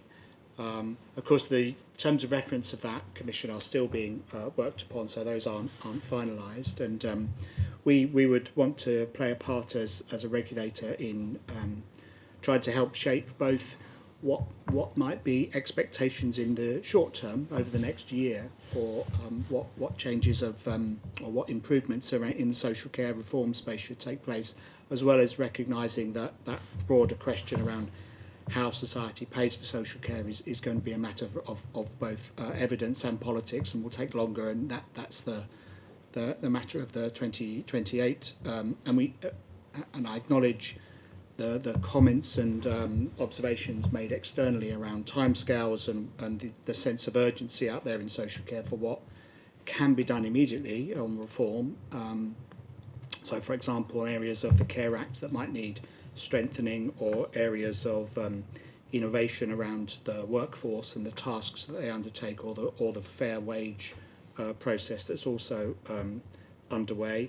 I think we as a regulator have got a lot of evidence that we've collected, both through market oversight, through the local authority work, and through the concerns that we receive about, as it were, what needs fixing, and that includes in this respect with the Casey Commission the point of interface between health and social care and integration, and I know that in particular that will be included in the scope of both the Commission. It's also in the scope of the NHS 10-year plan, and there's something about ensuring that both those processes talk to one another. One is further down the line than the other, so there's a need to make sure that as that Commission begins, that it speaks in dialogue to what has already been found in the consultation, the very broad consultation in the health 10-year plan in engagement.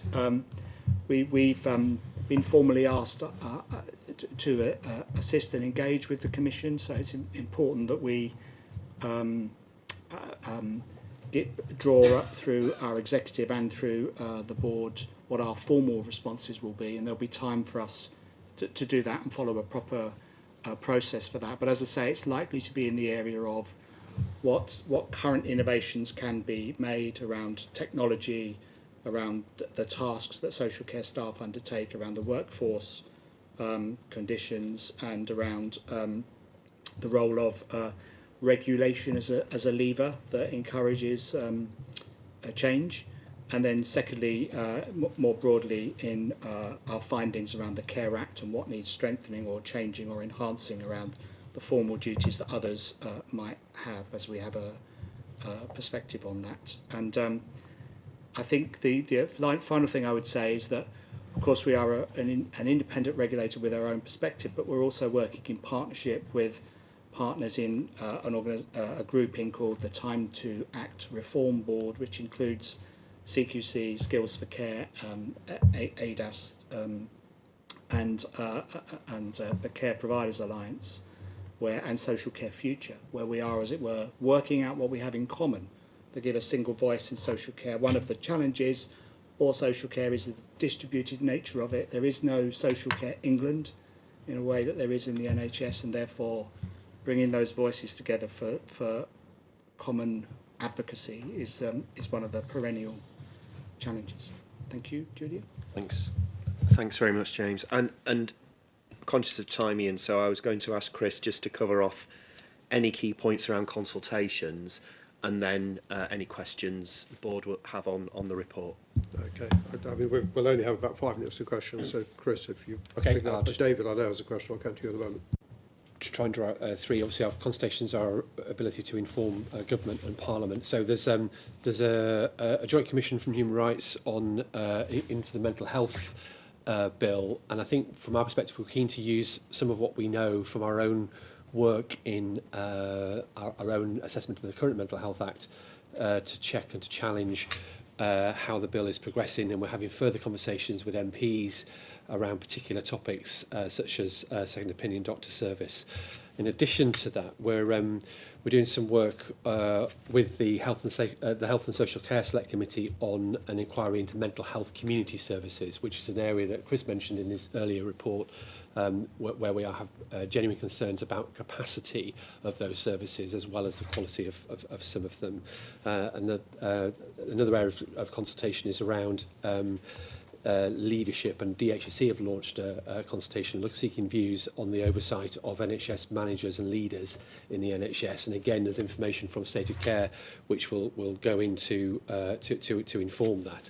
Just 30 seconds on wider engagement. I've been really pleased at the support we've had from providers and from people who use services groups on our work around the foundational improvements and also our 4 immediate actions. And I just want to thank colleagues who've engaged with that process and who are coming to our events this week and next week.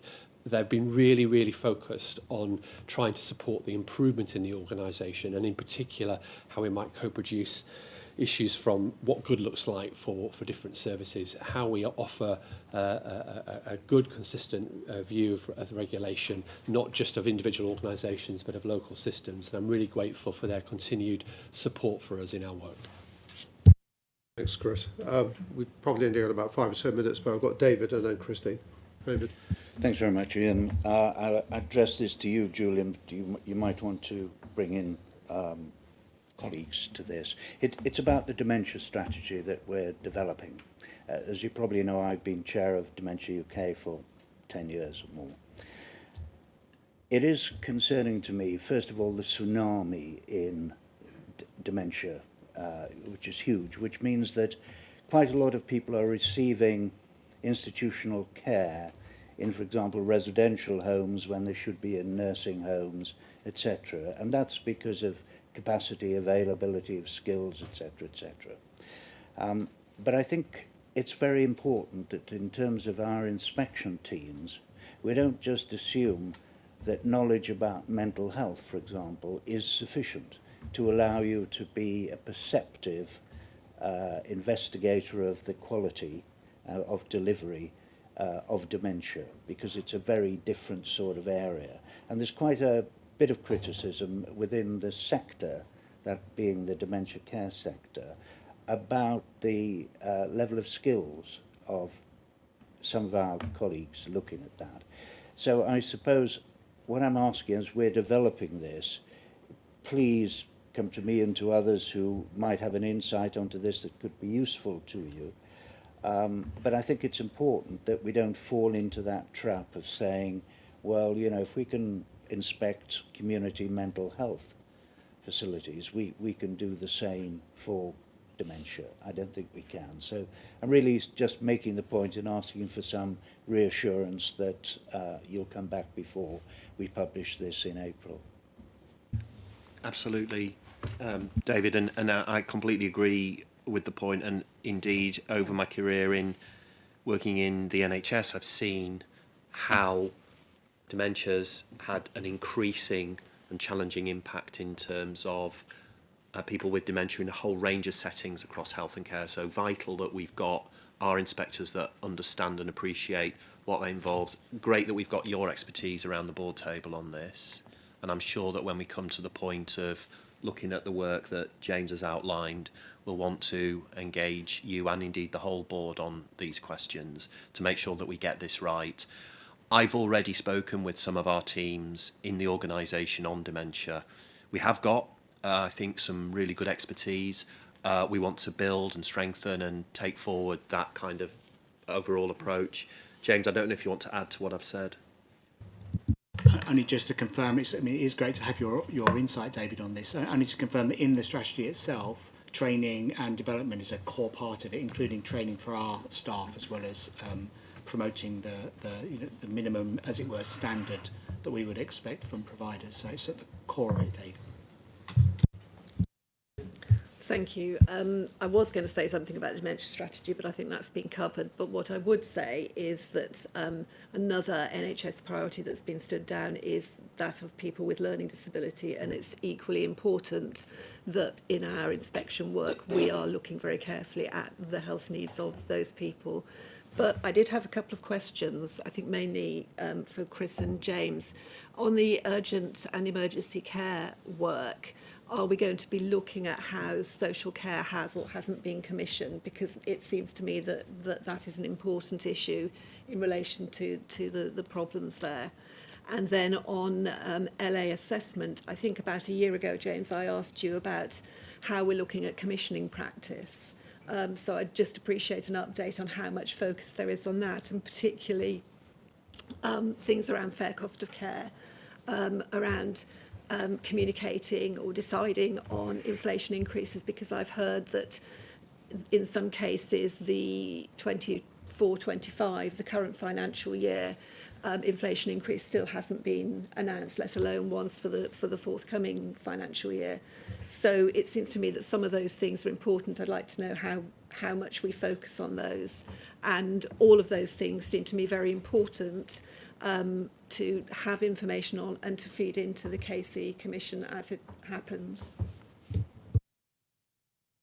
Yes, thank you, Christine. In relation to that point about the local authority assessment, so commissioning is part of our information gathering and our methodology of looking at that question in relation to that Care Act duty that councils have to have a well-functioning local care market. So we have gathered information, and where it's an issue, we pointed out in the published reports that we publish around individual councils, but you're right, it is emerging as a theme, and whether we will do any thematic work will be subject to further discussions with the department around that. But certainly we've fed that back to, in our quarterly meetings with DHSE, that it is emerging as an issue of inconsistency and for differing practice. And then to link it to the KC Commission and the gathering of information around that, it is featuring, I know that it's featuring there as a potential Care Act examination question about whether the duties are specific enough. And I reiterate what you say about the need for local authorities to be realistic with their care providers and to pay them sufficiently that will enable them to have a functioning care market. So that's not us getting in the way of councillor decisions. It's their responsibility to make those decisions. But as a regulator, we can say the Care Act that we are overseeing says that you must have a properly functioning care market, and it can't be properly functioning if you've got lots of people handing back a contract or they can't pay the right price. So I don't want to get into individual council and their circumstances in relation to any feedback from the board's discussion, but policy-wise, that's right. I thoroughly agree with you. They've got to be realistic. Okay, thanks, James. Sharman, I think you had a question. If you could, let's make that the last one. Thanks. I just had a question in relation to our commitment to have an anti-racist policy within the organisation. And I guess I want to try and understand as a board how we think we have understood whether we're moving the dial on that and the commitment we're going to make. So I guess I was just going to ask or suggest that maybe midway through the year we pull on some of the work that's going on to give us a view, because it's one thing to commit to the policy, but if we don't know that it's actually having any impact for our people, then it's not doing much. So I think sort of May time we should have the results of a couple of audits, the LLRC audit and one we want to do on EDI in the first quarter. We should have the Speak Up annual report through. We should have the People Survey response through. And I guess, Ian, when we're looking at the forward plan, Julian, I think it would be really useful to give Nadia a decent amount of time to come in and talk to us about that, just to really understand, are we shifting the dial?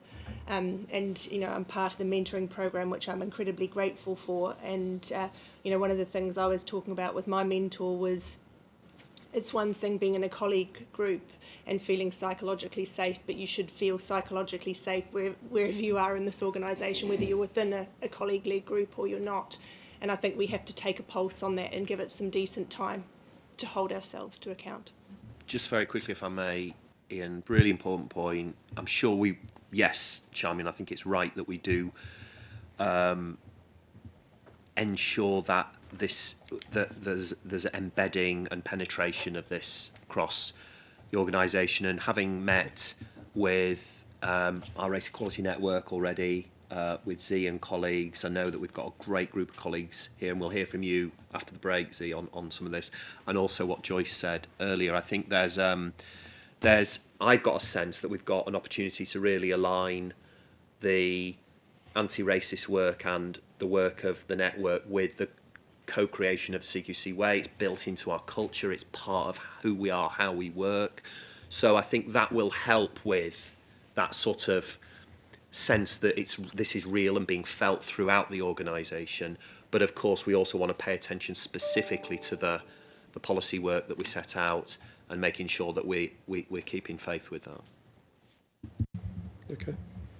All right, well, thanks very much, everybody. And Julian and your team, thank you for the comments there.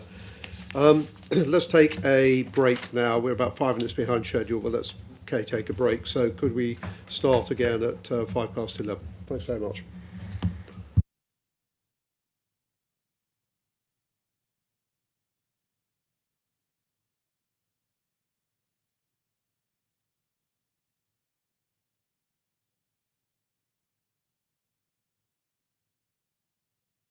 What was I saying? It'd be me that forgot. Okay, for those that didn't hear, welcome back, everybody.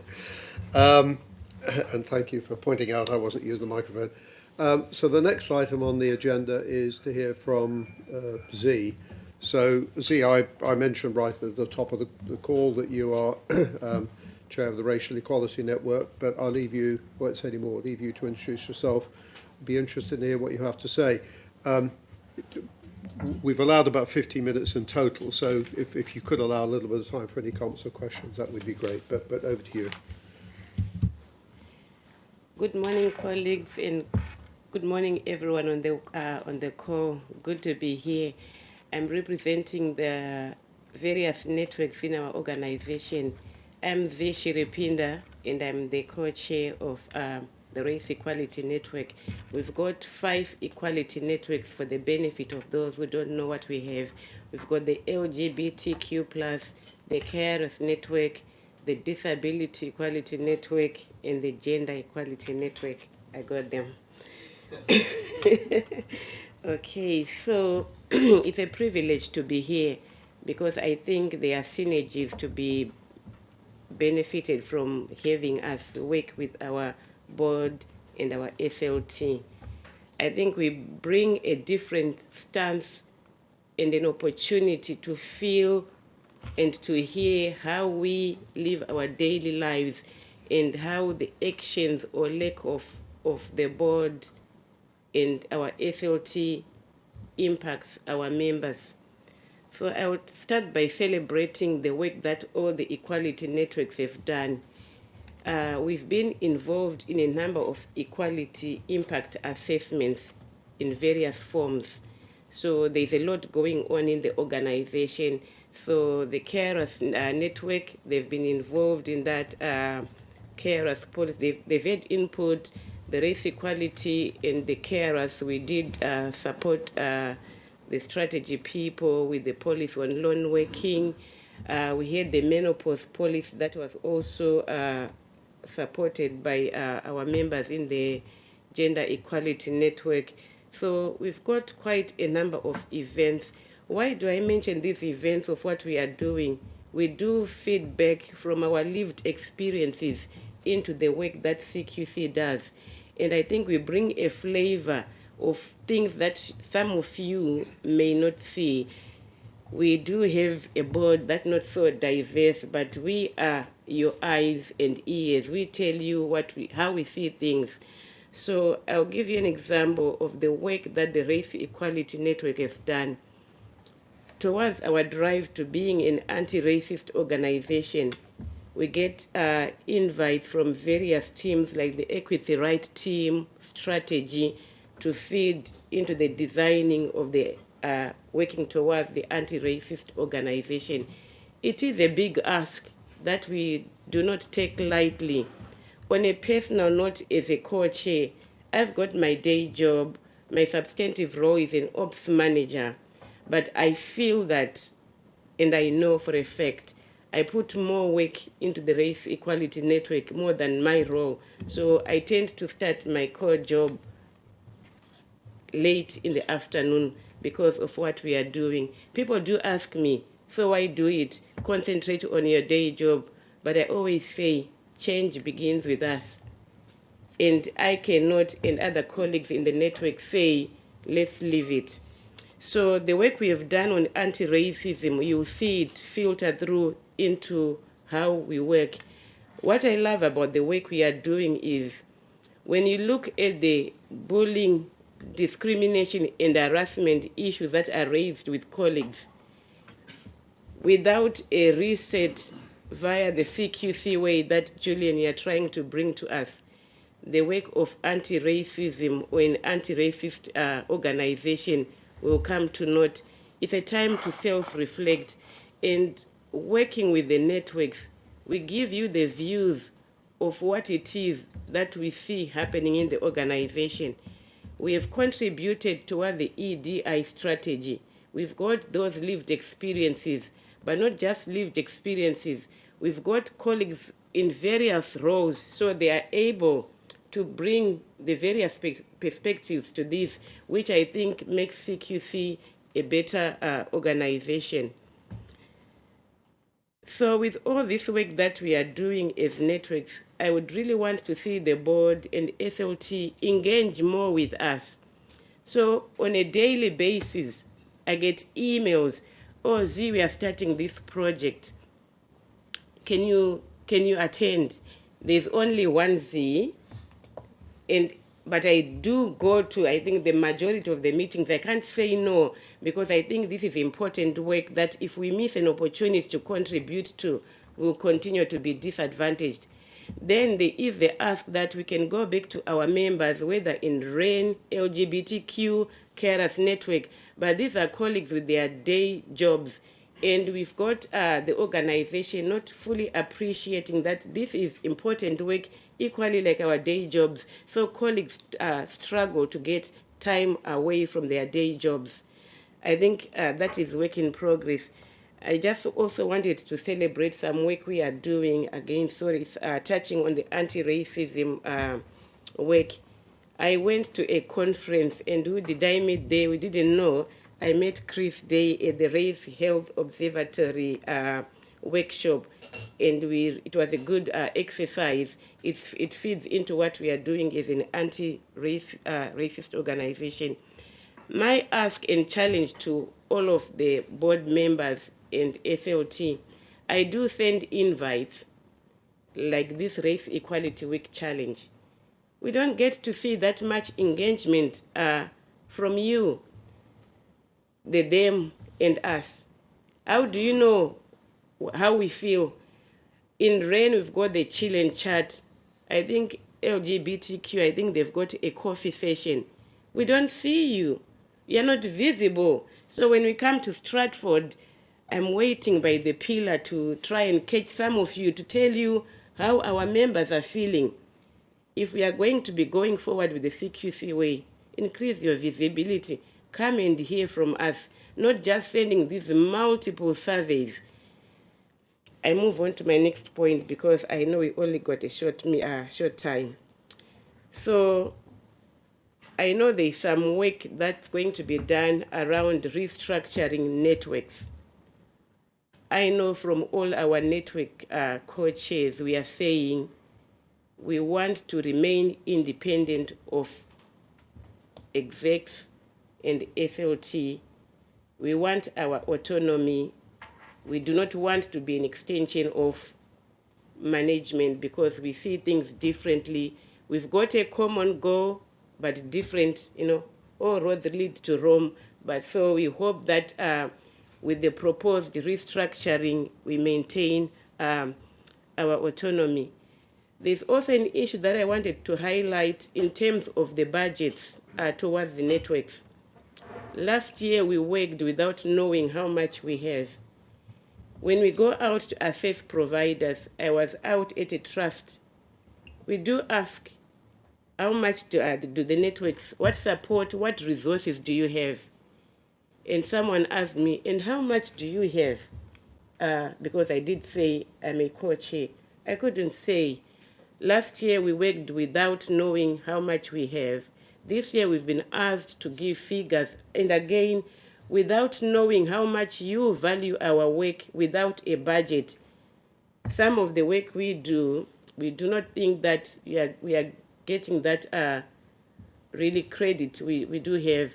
And I would say some of the events we did last year, some of the leads in the Race Equality Network, we funded them with our own funds. So I'm challenging the organization to set up a reasonable amount of funds for our work. We grapple with the bargaining to get good quality speakers who come, like for the Black History Month or for the carers network. Those people don't come cheap. And we also want to value their time. And without a meaningful budget, we are hindered in celebrating and gaining what we want.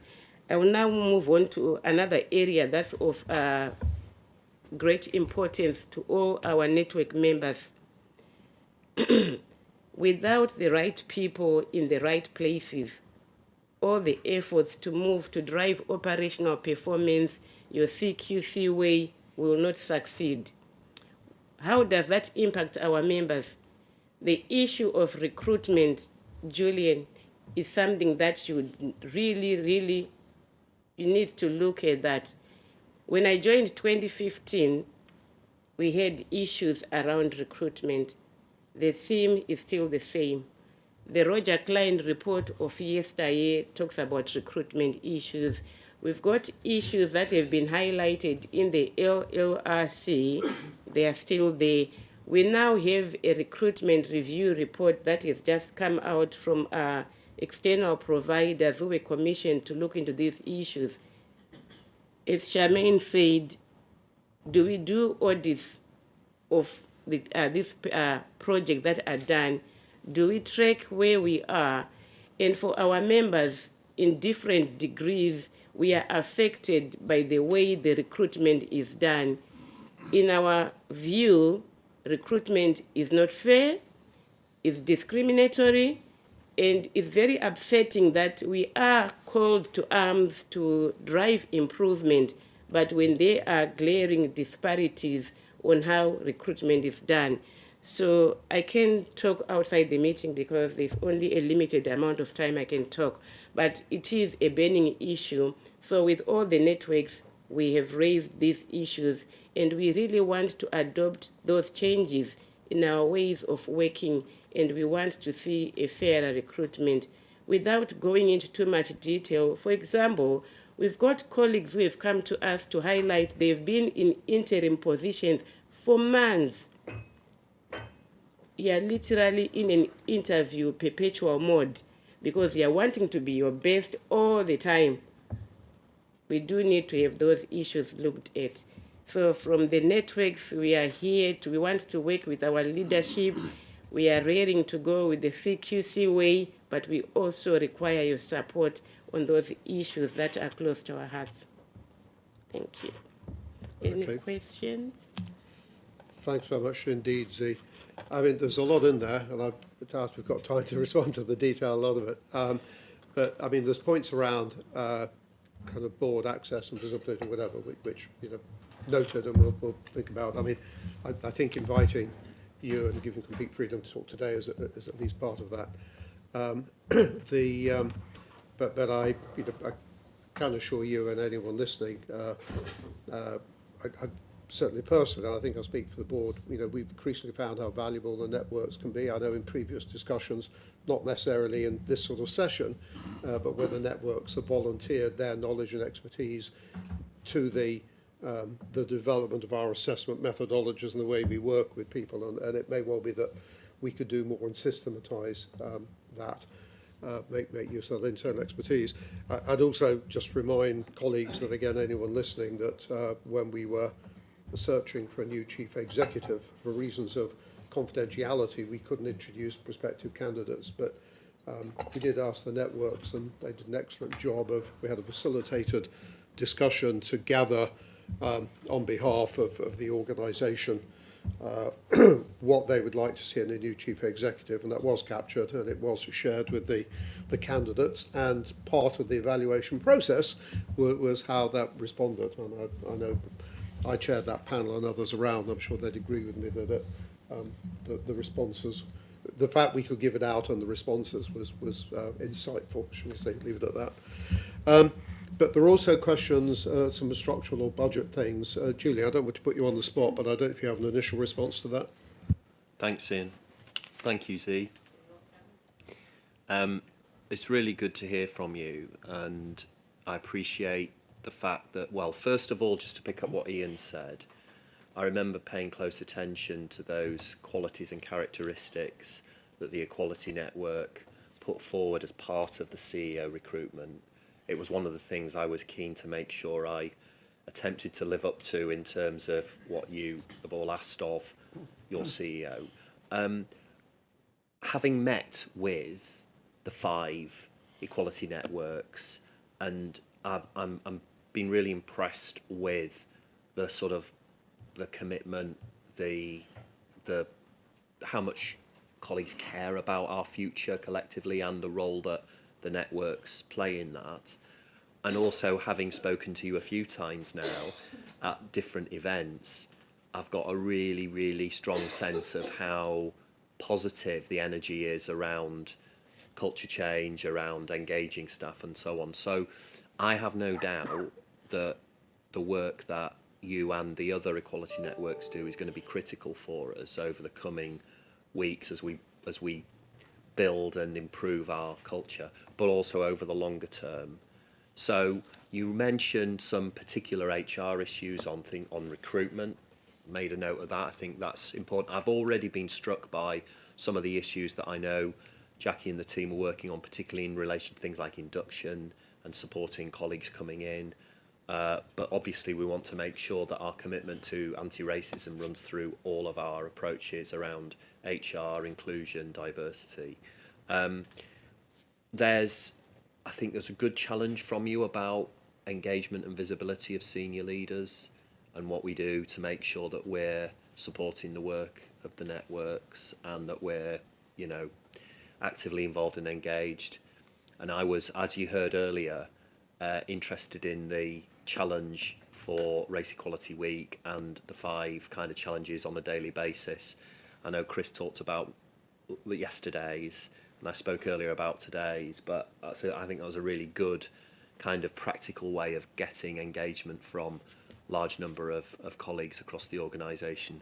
My experience is that organisations that have healthy, positive networks like this always help support an improved positive culture. So I'd want to support the work. I mean, I can't give you an immediate response around budgets and so on. That's something we can talk about, Chris. But I mean, we've got to support the work that the networks do.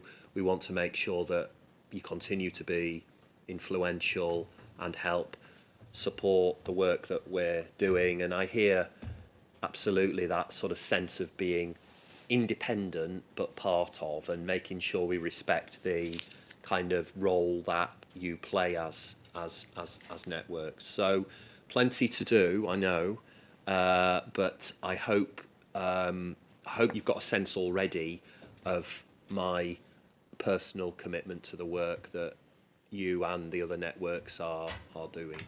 Thank you very much. Thank you. We're pretty much out of time, so I'm afraid we haven't much time to debate this, but if I'll take a couple of questions. Chris, I think, did you want to come up first? And then Charmian. I was just going to say, I mean, Jackie's had to step out. I don't think Jackie's been. I think she would come back on quite a few points. Some specifics. I'm happy to pick up conversation on budget. I wasn't close to that, aware of that, but we can pick up. I think you've touched on a bit that for me plays to a conversation we're having in People Committee about the risks that we have, and also thinking about the 4+5 and the priorities, and some things that might sit alongside that, but not necessarily front and centre of the 4+5. Thinking about the employee life cycle. So how we attract colleagues, how we recruit colleagues, how we induct colleagues, how we train colleagues, how we part way with colleagues. That plays to a number of issues you talked about there in terms of recruitment, but also the fixed term contracts situation that we have with a number of colleagues. So I think there's definitely areas there that we need to get into, understand. I know Jackie's doing a lot of work around recruitment. So just acknowledging the issues and the challenges, and I think there are things being worked on, but we need to do that with the networks. And then I love the challenge you've given everyone about the visibility, and we need to rise to that challenge, I think, and absolutely take that on board. So I think that's really good. Thanks, Steve. Okay, thanks. So time for one question, Charmian. Thanks, very, very insightful, Z, thank you. Just a couple of things from me. I guess one is about how we are holding ourselves out to be data and insight led, and it is definitely our aspiration. And we look at that a lot from an external perspective and what we're going to do with the data to be better regulators. I guess one of the things that I think we need to do more of internally with the sources of information we have is triangulate those data sets. So, for example, the report that Z's talking about in relation to recruitment, it's a form of assurance. It's a third line, effectively. Are things working the way that we think they are within the organisation? So I'd like to see that kind of thing come to ARIC. It should be coming as one of our third lines to ARIC, so we're getting visibility of that. And I think when we do look at are we moving the dial, we should be pulling all those sources together to create a really clear picture, because we talked in our earlier board about some of the themes coming out of Speak Up and some of the concerns around bullying and harassment, and how all these things linked together I think are really, really important. The other point I'd just like to say is just a bit of personal experience around the table. Myself, Mark and Chris were involved in recruiting for our ARAC recently, and we were lucky enough to have Nadia Raymond work with us on that, to look at the way we were approaching it, to look at the questions. And I think I can say, as my colleagues would, that the result we got in terms of being able to ask questions that just showed such diversity and thought within the answers was well worth it. So I'm an advocate, and if anyone wants to talk through what we learnt around the table out of that process, I would be very happy to do so, but it was certainly insightful for me. Thanks, Charmian. So that's two of us already talked to the benefits of the networks and inputting processes that we're going through. Joyce, were you wanting to speak?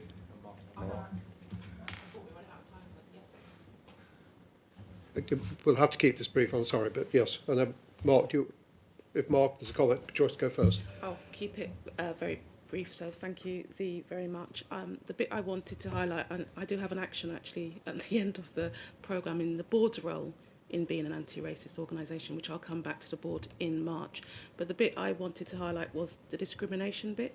We talk about HR policies and procedures, and we talk about bullying and harassment, but the discrimination is the lived experience of colleagues day to day in this organisation, whether it's microaggressions or whether it's pure discrimination where they might be sidelined for and not be in a role or not even being asked to do things that are within their competence or being denigrated in terms of, and it can be very, very subtle. So I think those are the issues that we need to think about, as well as the broad HR policies. I did have the advantage of speaking to Roger Klein last week because he has talked quite a lot about evidence-based policies and procedures that work if we want to fundamentally change and be an anti-racist organisation. So part of my action is to come back to board and talk about those evidence-based policies and actually probably at some point invite Roger Klein to come to the board as well, or others who may give us that perspective on our role and then the evidence-based policies that we need to introduce in the organisation. Thanks, Joyce, and for reminding me of or reminding us of the paper you're bringing back to the board in March. Mark, sorry, I didn't mean to cut you off, but we'll make this the last question. No, it's fine, and it's just an offer, really. You know, there are very different. We all have very different networks around this table, and many of us, from different sectors, have a different footprint.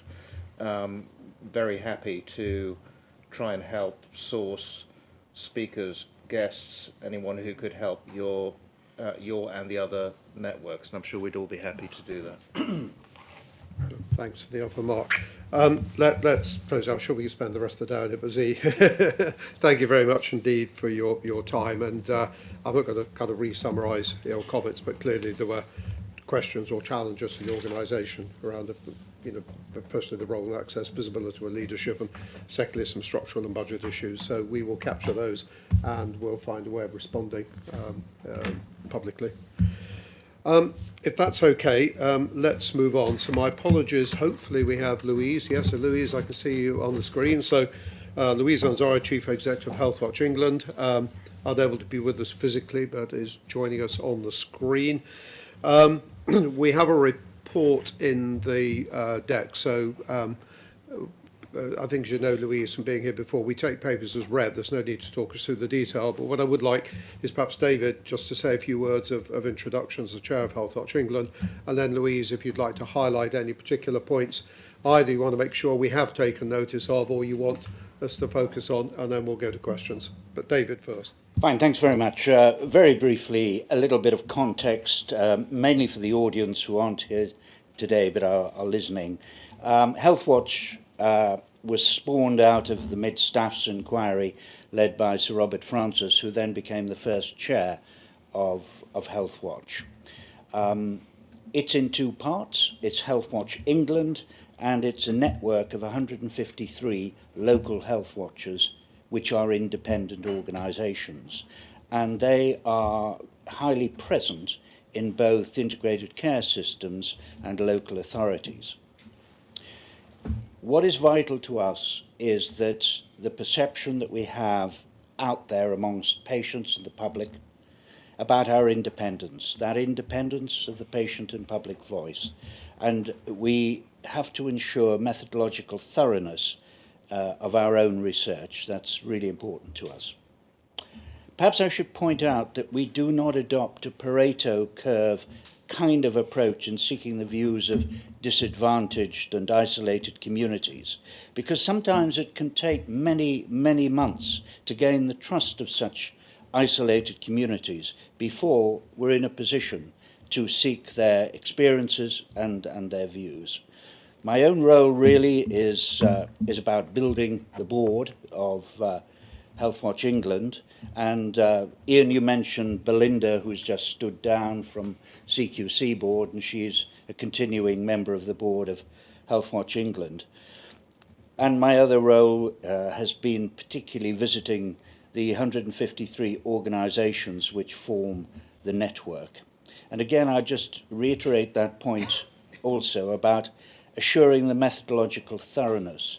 And we have a number of research experts in the organisation, and we set our standards by those of NICE, those of NIHR, etc. So that's my brief introduction, and I'd like to hand over, with your permission now, to Louise. Louise, over to you. Thank you very much, David, and thank you, Ian. Good morning, everybody. Thanks so much for having me online. You're spared my germs this morning, so That is good. I'm going to say a few words by way of introduction to the paper. I know you've read it. So it is a long time actually since we've reported to the board. I think it was last summer, and there's been a huge amount of work since then. Obviously, since the general election, a huge amount of change in approach to health, if not social care. And some of the work we've done is detailed in my report, but I'm happy to answer questions about all of the time since I last reported. We're delighted that Julian was appointed as Chief Executive. We've worked with him before and had common cause on a number of areas. And I know that Julian really understands the importance of lived experience and really values very highly user experience of services and how to feed in effectively that evidence, not just to risk-based inspection, but also to service improvement. So the other bit of context really that's very important at the moment is the Dash second review, which I mentioned in the report. And we've been working with Penny Dash and her team over the last few months to try and work obviously to the terms of reference that she has, which are very broad and about patient safety, even though we're not primarily a patient safety organisation. But we have been talking to her about the sustainability of Healthwatch and the future of it, particularly local Healthwatch, where funding has reduced in real terms by at least 50% since they were set up about 12 years ago. And indeed, our funding has reduced year on year because we've had pretty much flat cash. And as people will know, we are now only 36 people at Healthwatch England. And as Joyce mentioned earlier, the point that CQC's job is also to reflect people's experience of using services and calling out poor performance. And as legally a committee of the CQC, that is our raison d'etre. That's what we do day in, day out to, as David mentioned, high standards of evidence. So we don't know exactly what's going to be in Penny's report, but we hope it will mean a significant strengthening of the Healthwatch movement. And if that is the case, if, for example, we become the commissioners of local Healthwatch and we are given a stronger role in undertaking things like surveys, then we will be co-creating, hopefully, with CQC what that transition looks like, what it means in terms of us being a part of the CQC if we remain in the CQC, which I expect we will. And I know that there is a programme at the moment of looking at the 25-26 business plan for the CQC. I've attended one of those meetings. I'm assured there is a kind of placeholder for, that transformation. Obviously, we're operating here in a context of the CQC having to focus on significant priorities for reform on registration, on inspection. But I would underline our importance and the importance of patient and service user voice in health and social care as a really critical part of that work going forward. So I haven't and I won't reference any of the detail in the report on the very wide range of policy areas that we've been working on and the support that we've given the network, but happy to have a conversation and answer any questions. Thank you, Chair. Okay, thank you very much, Louise. So, any questions or observations? James. Thank you, Ian, and thanks, Louise and David, for that introduction. First of all, I wanted to say I attended the NHS Partners Council where Louise was giving feedback really ably and an excellent feedback on the role that she's playing in that process for the 10-year plan. And the reason for making the point is that the culture that comes from Healthwatch, which is around the whole person, the psychosocial models of health and care and the importance of all of that in the way that we vision both the future of the health service and the future of social care reform is really critical, it seems to me, that fellow culture that both CQC and Healthwatch have around that rights-based approach. And then the second point I wanted to acknowledge was that in the work that we're doing in place, in the local authority work and previously with the ICS, the importance of Healthwatch locally and bringing that voice of people that we can use as evidence, but also helping us connect with other community groups, I think is really, really crucial. It's a small thing, but actually, if it isn't there, you really notice the gap. And we do, I think, struggle in some places to make connections with community groups. And I bet you there's a correlation between a strong Health Watch and a strong engagement locally as well. So I wanted to acknowledge that. Thank you, Ian. Thanks, James. Others? Chris? Just to build on that, really, two things from my perspective. One, I wanted to thank Louise and her team for their involvement, their ongoing involvement in our Share for Better Care campaign. It really does drive, from different communities, better engagement with how people are experiencing services. And I know the effort that colleagues both in Health Watch England and also the Health Watches around the country go to supporting our information gathering to make sure that we hear from the voice of people who use services, and to Chris's sort of point of earlier, that we use it in our assessment of services. So I just wanted to thank her and the team for that. And next week sees the launch of the ICS Inequality and Improvement Framework. And again, Health Watch have been an important partner in that work to look at how ICSs can better understand the voice of people who operate in their area. I know there have been other partners involved in that, National Voices, etc. But I just wanted to thank Louise and her team for their involvement in that work, because I think talking to the ICSs that have been involved so far, it's a very practical framework that I think will drive a better understanding of where different communities start from, and indeed how we track improvement over time. So thanks very much for that, Louise. Thanks, Chris. Can I go Joyce first and then you, Julia? Joyce. Just briefly, I actually wanted to congratulate Louise and David on Health Watch annual report. I thought it was an excellent annual report and we should all read it. It was evidence-based, it was people's lived experience, it was impactful because of that, and it gives accounts of the key areas that we should focus on, and any organisation involved in health and social care could focus on based on what people have said. And it's just well structured and to the point. So I wanted to say thank you very much for that annual report. Actually, I was going to mention if I had a question, but I'll come back. Julian, you next. Thank you, Sin, and thank you very much, David, Louise.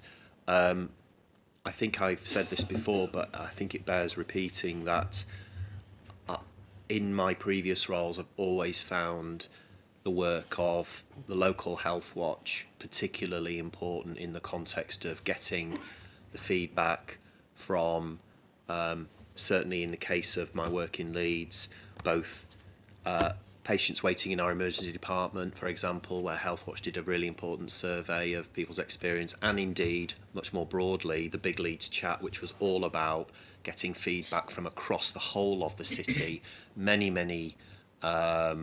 members of the public, patients, residents, big exercise where health leaders came and participated in those conversations, and Health Watch, I think, played a key role in bringing to life all of that feedback that was then actively used to shape and influence the delivery of services.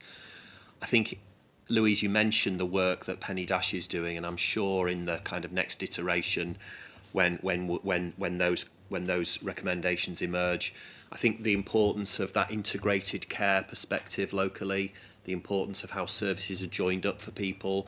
One of the things I learned that came out very, very clearly from those examples I've given was how people talk about some of the gaps between different services and where there needs to be greater strengthened integration.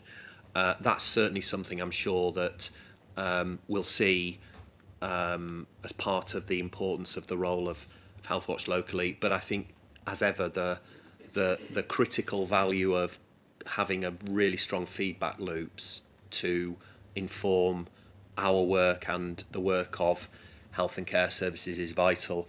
And of course, Louise, the work that previously we've done together to influence and try and support change in response to concerns and issues raised by patients, public, people that use services. So good to have this. I'm delighted to be here in this role working with you, David, Louise, and look forward as we chart what may be some, changes around roles, functions. We will wait to see what's recommended, but whatever the outcome, we'll want to work and continue to have that strong relationship. Thanks, Julian. Louise, jump in a couple of questions from me. I was going to mention the annual report, so I agree with what Joyce said, so I won't repeat that. But I just wondered if you'd had any particular response to it that is worth sharing. And then my second question is, we often say that CQC has a unique position because it's the only organisation that looks right across health and social care. So, it's a very privileged position, and it enables us to comment on kind of the join up nature or lack of it sometimes beyond any work we may do on ICSs, and we certainly did that very much in our state of care report, not the recent one, but the one the year before that. But of course, having said that, one area we don't actually regulate is pharmacy. And you did touch on your report on the Pharmacy First initiative, but you are the only bit of CQC that actually looks at that bit of the whole spectrum. We don't in CQC. So I'd be just interested in any observations you may have about that initiative. So 2 questions. Thank you, Ian. Yeah, and thank you everybody else for your positive comments. Really appreciate that. So I'll wrap those questions together, I think, because obviously in our annual report, and we talk about the work we've done on pharmacy. We'll be doing more work on pharmacy imminently. What we obviously try and do is take on some of the major concerns that people have got. They raise them with the network, they raise them with us directly. We go out, particularly with a health equity lens, and kind of seek views on what's happening in terms of people's experience. And we also exist to support change. So on Pharmacy First, we've got a history of working with the team in the department and in NHS England to say, yes, we've talked to people, they think it'd be great if they could get more services via the pharmacy, so let's work with you on Pharmacy First. We're now doing a piece of work saying, is it working, basically, especially in the context of things like medication shortages and permanent and temporary closures of pharmacies, but also whether or not people are responding to the common condition advice and so on, and whether or not they are being able to access that. So that's a kind of feature of our work, which is we will support improvement, but we'll try and get an ongoing dialogue with the policy teams based on people's real experience. So it's not all kind of ivory tower policy stuff. Is it actually working on the ground? And Local Health Watch are key to that. And we often find that there are big gaps in terms of provision, and those are often to do with often quite prosaic things like physical access to buildings or temporary closures of chemists and so on. So we will keep feeding that back. And then in the annual report, we've done that obviously on dentistry. We're trying to keep that feedback loop going on access to GP services, on support whilst people are waiting. I think what we're finding with this new government is that there is a real I think the previous government, and certainly at the NHS, really did listen to what we're saying and what people are saying. We've seen in the elective recovery plan, for example, a commitment to improve customer service as well as bringing waiting times down. We're seeing commitments to bringing waiting times down in emergency departments, and we will keep talking about people's experience in waiting in pharmacy, in getting GP appointments, in emergency departments, in corridor care and so on. We are seeing that loop of policy improvement and commitments by the government and NHS England. What tends to happen is that when that then gets down to practice, we just see a huge amount of variation around the country in all healthcare settings. Not even started to talk about social care yet, but so the real issue for us is, how can we reduce that variation whereby some systems and some providers are working really well through primary, acute, secondary community care, and some really aren't? And that sticks as a really big issue, and I'm sure obviously CQC colleagues understand that really deeply. So we will keep feeding that back. The annual report is one route, it's our kind of main formal annual route, but we have ongoing dialogue with colleagues in the department in NHS England, and obviously at an ICB level and at a provider level with Local Health Watch. I hope that does answer your question. I mean, I suppose the work on regulation of different elements of primary care, I'm not sure if that's going to come through in terms of the regulation of ICBs effectively, and then how well they're regulating primary care, which is now their commissioning responsibility. But that would be an interesting discussion to have offline. Okay, thanks, Louise. I mean, I won't put too much on this pharmacy thing, but I mean, in our state of care report, we pride ourselves on what we do being evidence-based. It's not opinion, it's evidence-based. But obviously, this is an area where if we don't regulate it, we have no evidence. So I don't think we should change the golden rule of going on opinion, not evidence. All of that said, given the fact Health Watch is inside CQC, I think it'd be a work point noting for next year that if there is a migration of the provision of types of healthcare outside the regulatory net, or at least the bit we regulate, then it would be worthwhile reflecting on whether the implications of that we should be mentioning. But that's a point forward. Is there anything else that people want to ask? Charmin. Thanks. I think everyone around the table knows that Health Watch have their own ARAC and their own board, but we were lucky enough to have our sort of annual overview from the team, which was well received by the ARAC. We provide obviously a different level of sort of a higher level of scrutiny than their own ARAC. But one thing I just wanted to sort of ask Louise is we were lucky enough sort of through that process and the surrounding discussion to learn about your staff or your colleagues' survey results, which you're being quite modest and not mentioning in the report. So I wondered if you could just perhaps share those and just perhaps any reflections you have for us, because we're obviously interested in being a learning organisation and they were pretty fantastic results. If there's any kind of key learnings you could share with us as a board. Thank you, Charmin. Yes, that's very kind. So obviously we carry out a staff survey every year. We've got quite a small staff group. We have excellent results. They're normally in the kind of, you know, we have sort of 95, if not more, % staff actually filling in the survey, and then we get in the sort of high 80s and 90s of people being very happy to work for Health Watch. We have 0 people reporting bullying, harassment and discrimination in our workforce. We have in the 90% people understanding our work and their objectives and being proud of what we do. We have in the 90% people saying they would recommend Health Watch as a good place to work. Where people are slightly less happy, it's to do with areas like IT provision and pay, which obviously we are part of the CQC, so that's part of you know, something we need to have ongoing discussions, and I do have very positive discussions with Chris Usher and colleagues on things like our SLA on IT and on our culture. You know, people believe that we will do what we say as a leadership team, as a committee.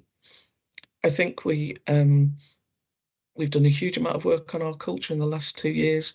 We've co-created a new set of values.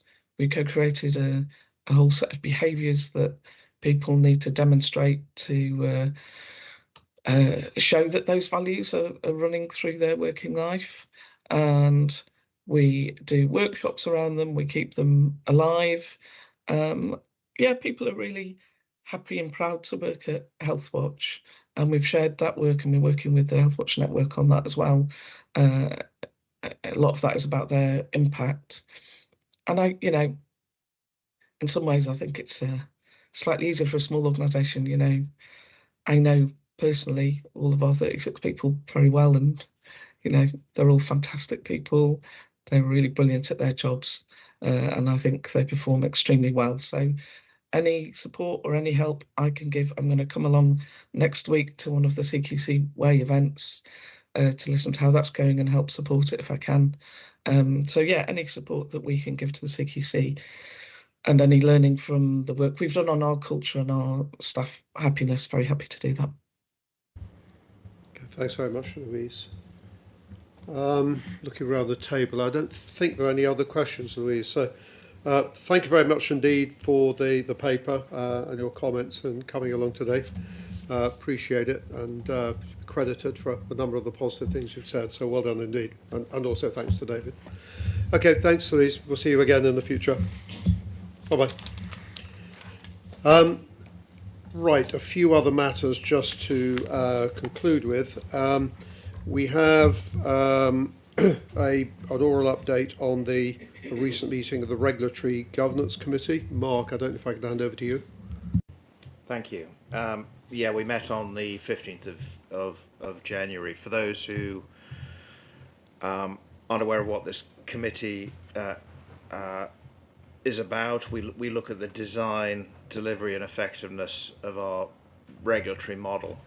For really a year or so, I think our focus has been on issues around delivery. I think we've had two phases of that, and I'm glad we're into the second phase. You know, the first phase was a sort of journey of discovery as we sought clarity and transparency and understanding of exactly where we were with that, and we're very grateful to Chris, Steph, and others who helped us get the MI that we really needed to focus on that. And you know, our concerns have been around the significant operational backlogs in registrations, information of concern, and the higher risk notifications in particular. Although they are a very small proportion of what we deal with, there are some kind of obvious risks around us not being able to evidence, as Chris said, evidence the fact that we've dealt with notifications of death, abuse, serious injury promptly and effectively. And it's an ongoing journey to understand exactly the sources of assurance in relation to that. And I think sort of stepping back and seeing that process across the organisation as an end-to-end process will help us enormously in relation to that. But the big transformation that we've seen over the last couple of months, and we're enormously grateful for. I'm grateful to you, Julian, for your personal leadership of this, for having listened and acted on the feedback from the committee. These are now acknowledged high priorities for the organisation, communicated internally and externally, and I think that's great. And we now have individual sponsorship around the exec table. That's a significant step forward for us. It's hard, we haven't seen the progress that we hope to see on registrations, despite a really significant deployment of additional resources against that problem. Chris explained why the notifications issue is hard to answer what seem like obvious questions about understanding the risk that's in there,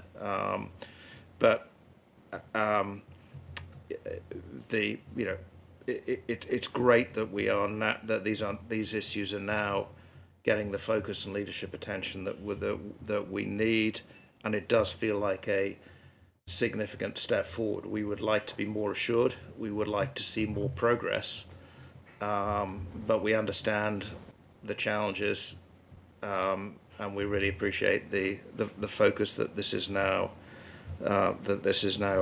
getting.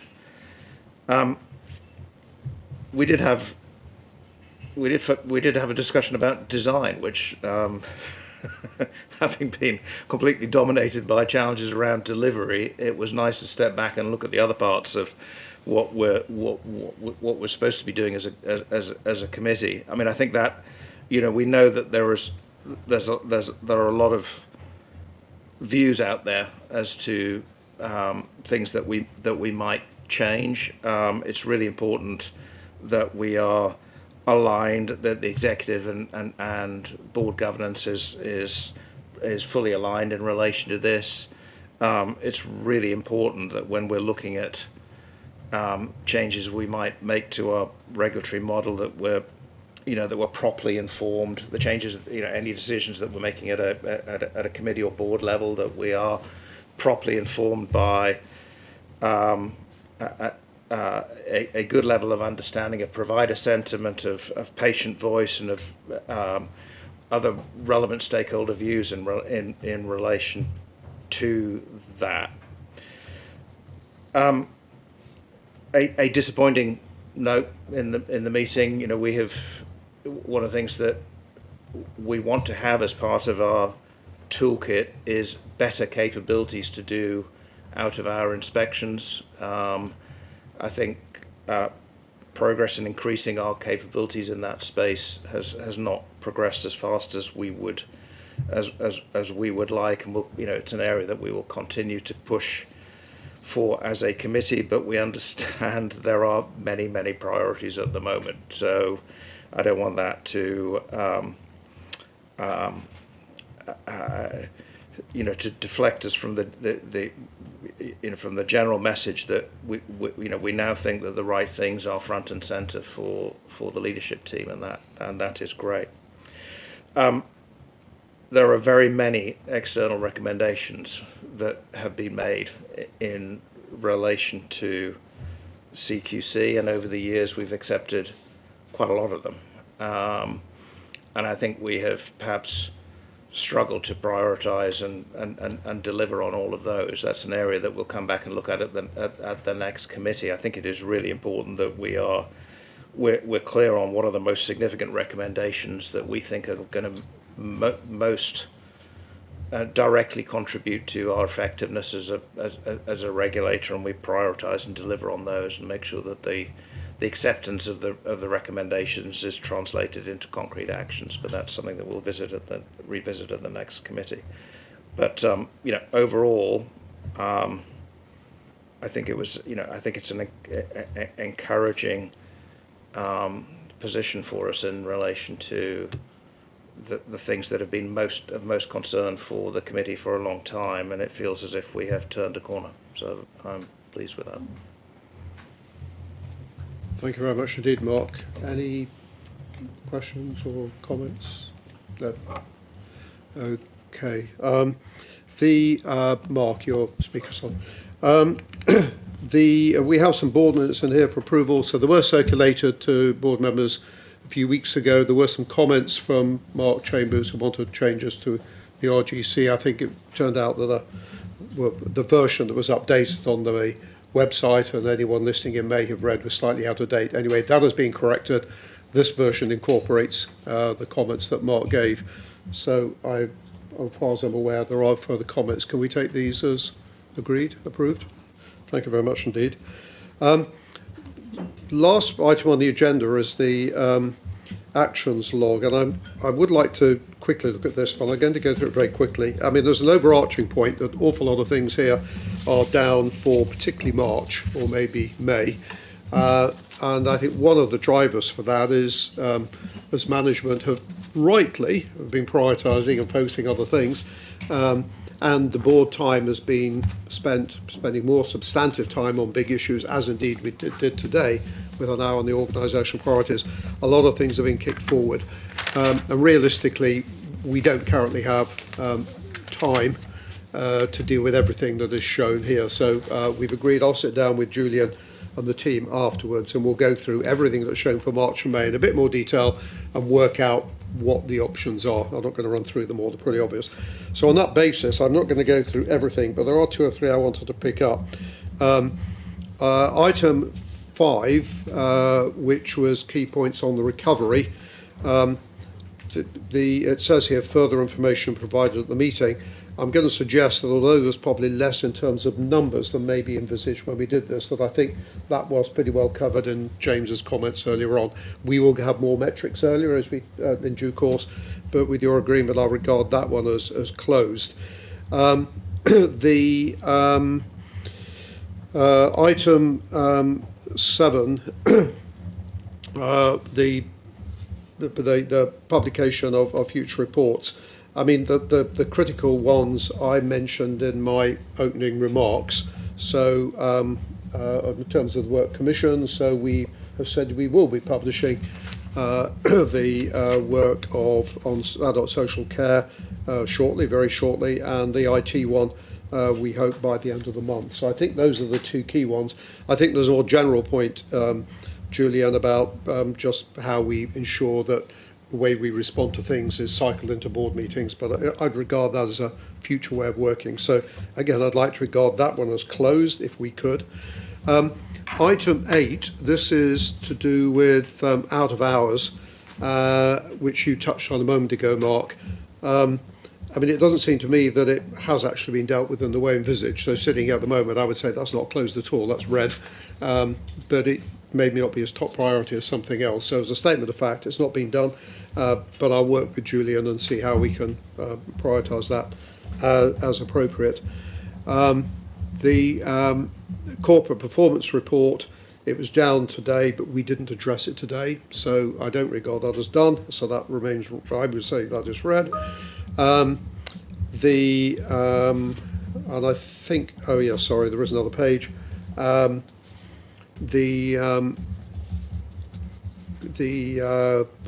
of those then go March meetings, so I wasn't going to comment further on any of those, if that's okay. Any other observations? As I say, I'll work with Julian to find a way of working out how we're going to most effectively use board time. It may mean some more board time. I know that's difficult to schedule in the public arena, but we'll see what we can do. So I think that concludes most of the meeting. We will have some questions I'll come to in a moment, but are there any other comments people want to raise? Any other business? Look around the table. Okay. Well, in that case, I will formally close this meeting. So thank you very much to colleagues. As you know, or people listening in, we do allow the public to address questions to us. Indeed, very keen to have them.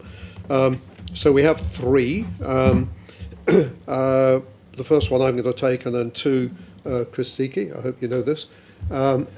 So I'll take them one by one. So the first question was, what process is in place for the appointment of CQC non-executive directors?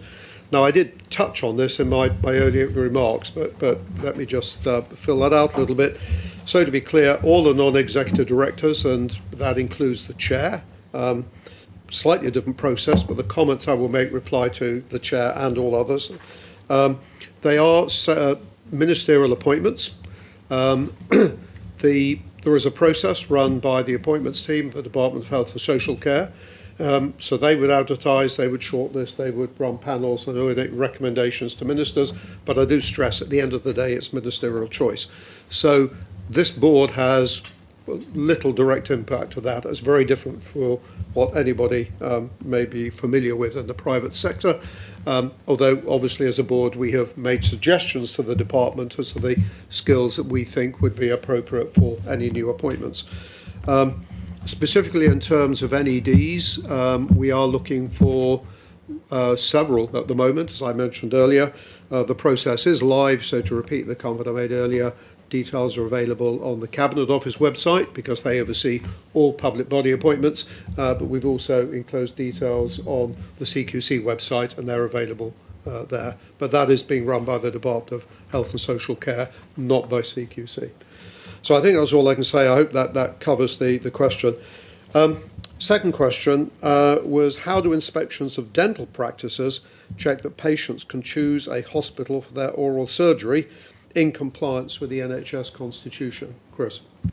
Thank you, Chair. So for dental practices, as part of our assessment, we ask questions about practices, referral processes in place as part of us assessing the effective key question under the quality statement around delivering evidence-based care and treatment. So all referrals in dental practice tend to go to a central hub who deal with allocation based on location of the person who's wanting the treatment to be done. Anecdotally, we are aware that different NHS regions operate different systems. This is because some areas, particularly those that are bordering between several NHS trusts, can add a preference to the person to where they want to be treated. We check the referral process is in place, and also making sure that people are given that opportunity to choose where they need to be as part of our assessments. Thank you very much, Chris. And last question, how do inspectors monitor the use of Martha's Law in hospital inspections? Thank you, Chair. And I think just a bit of context on that, because some people might not know what is Martha's Rule. So Martha's Rule is a patient safety initiative implemented in England, which started in April 2024. The rule was named after Martha Mills, a 13-year-old girl who tragically died in 2021 due to septic shock after her condition deteriorated in hospital. Her family's concerns were not adequately addressed. So Martha's Rule's aim is to empower patients and their families, ensuring their concerns are heard and acted upon when someone is deteriorating in hospital. So as part of CQC, we issued a joint statement with NMC and GMC in April 2024 on our support for the implementation of Martha's Rule. So during our assessments of NHS Trust, we look at how well they are managing deterioration of patients. We will specifically look at how deteriorating patients are identified, how they are assessed, and how the risk is then mitigated by hospitals. So that's what we are doing at the moment. We know there are about 143 trusts who have signed up the Martha's Rule, so we tend to work with those. And those trusts who haven't yet signed up, we look at what else are they doing to mitigate the risk and what plans are in place to implement Martha's Rule in the future. Thanks very much, Chris. I mean, for a very comprehensive answer, and it is something I find, I get asked about quite a bit, but thank you also for really one important distinction. It is Martha's Rule, not Martha's Law. I read the question. Okay, on that basis, I will conclude everything. So thank you for those who are watching in. Thank you very much indeed for joining us.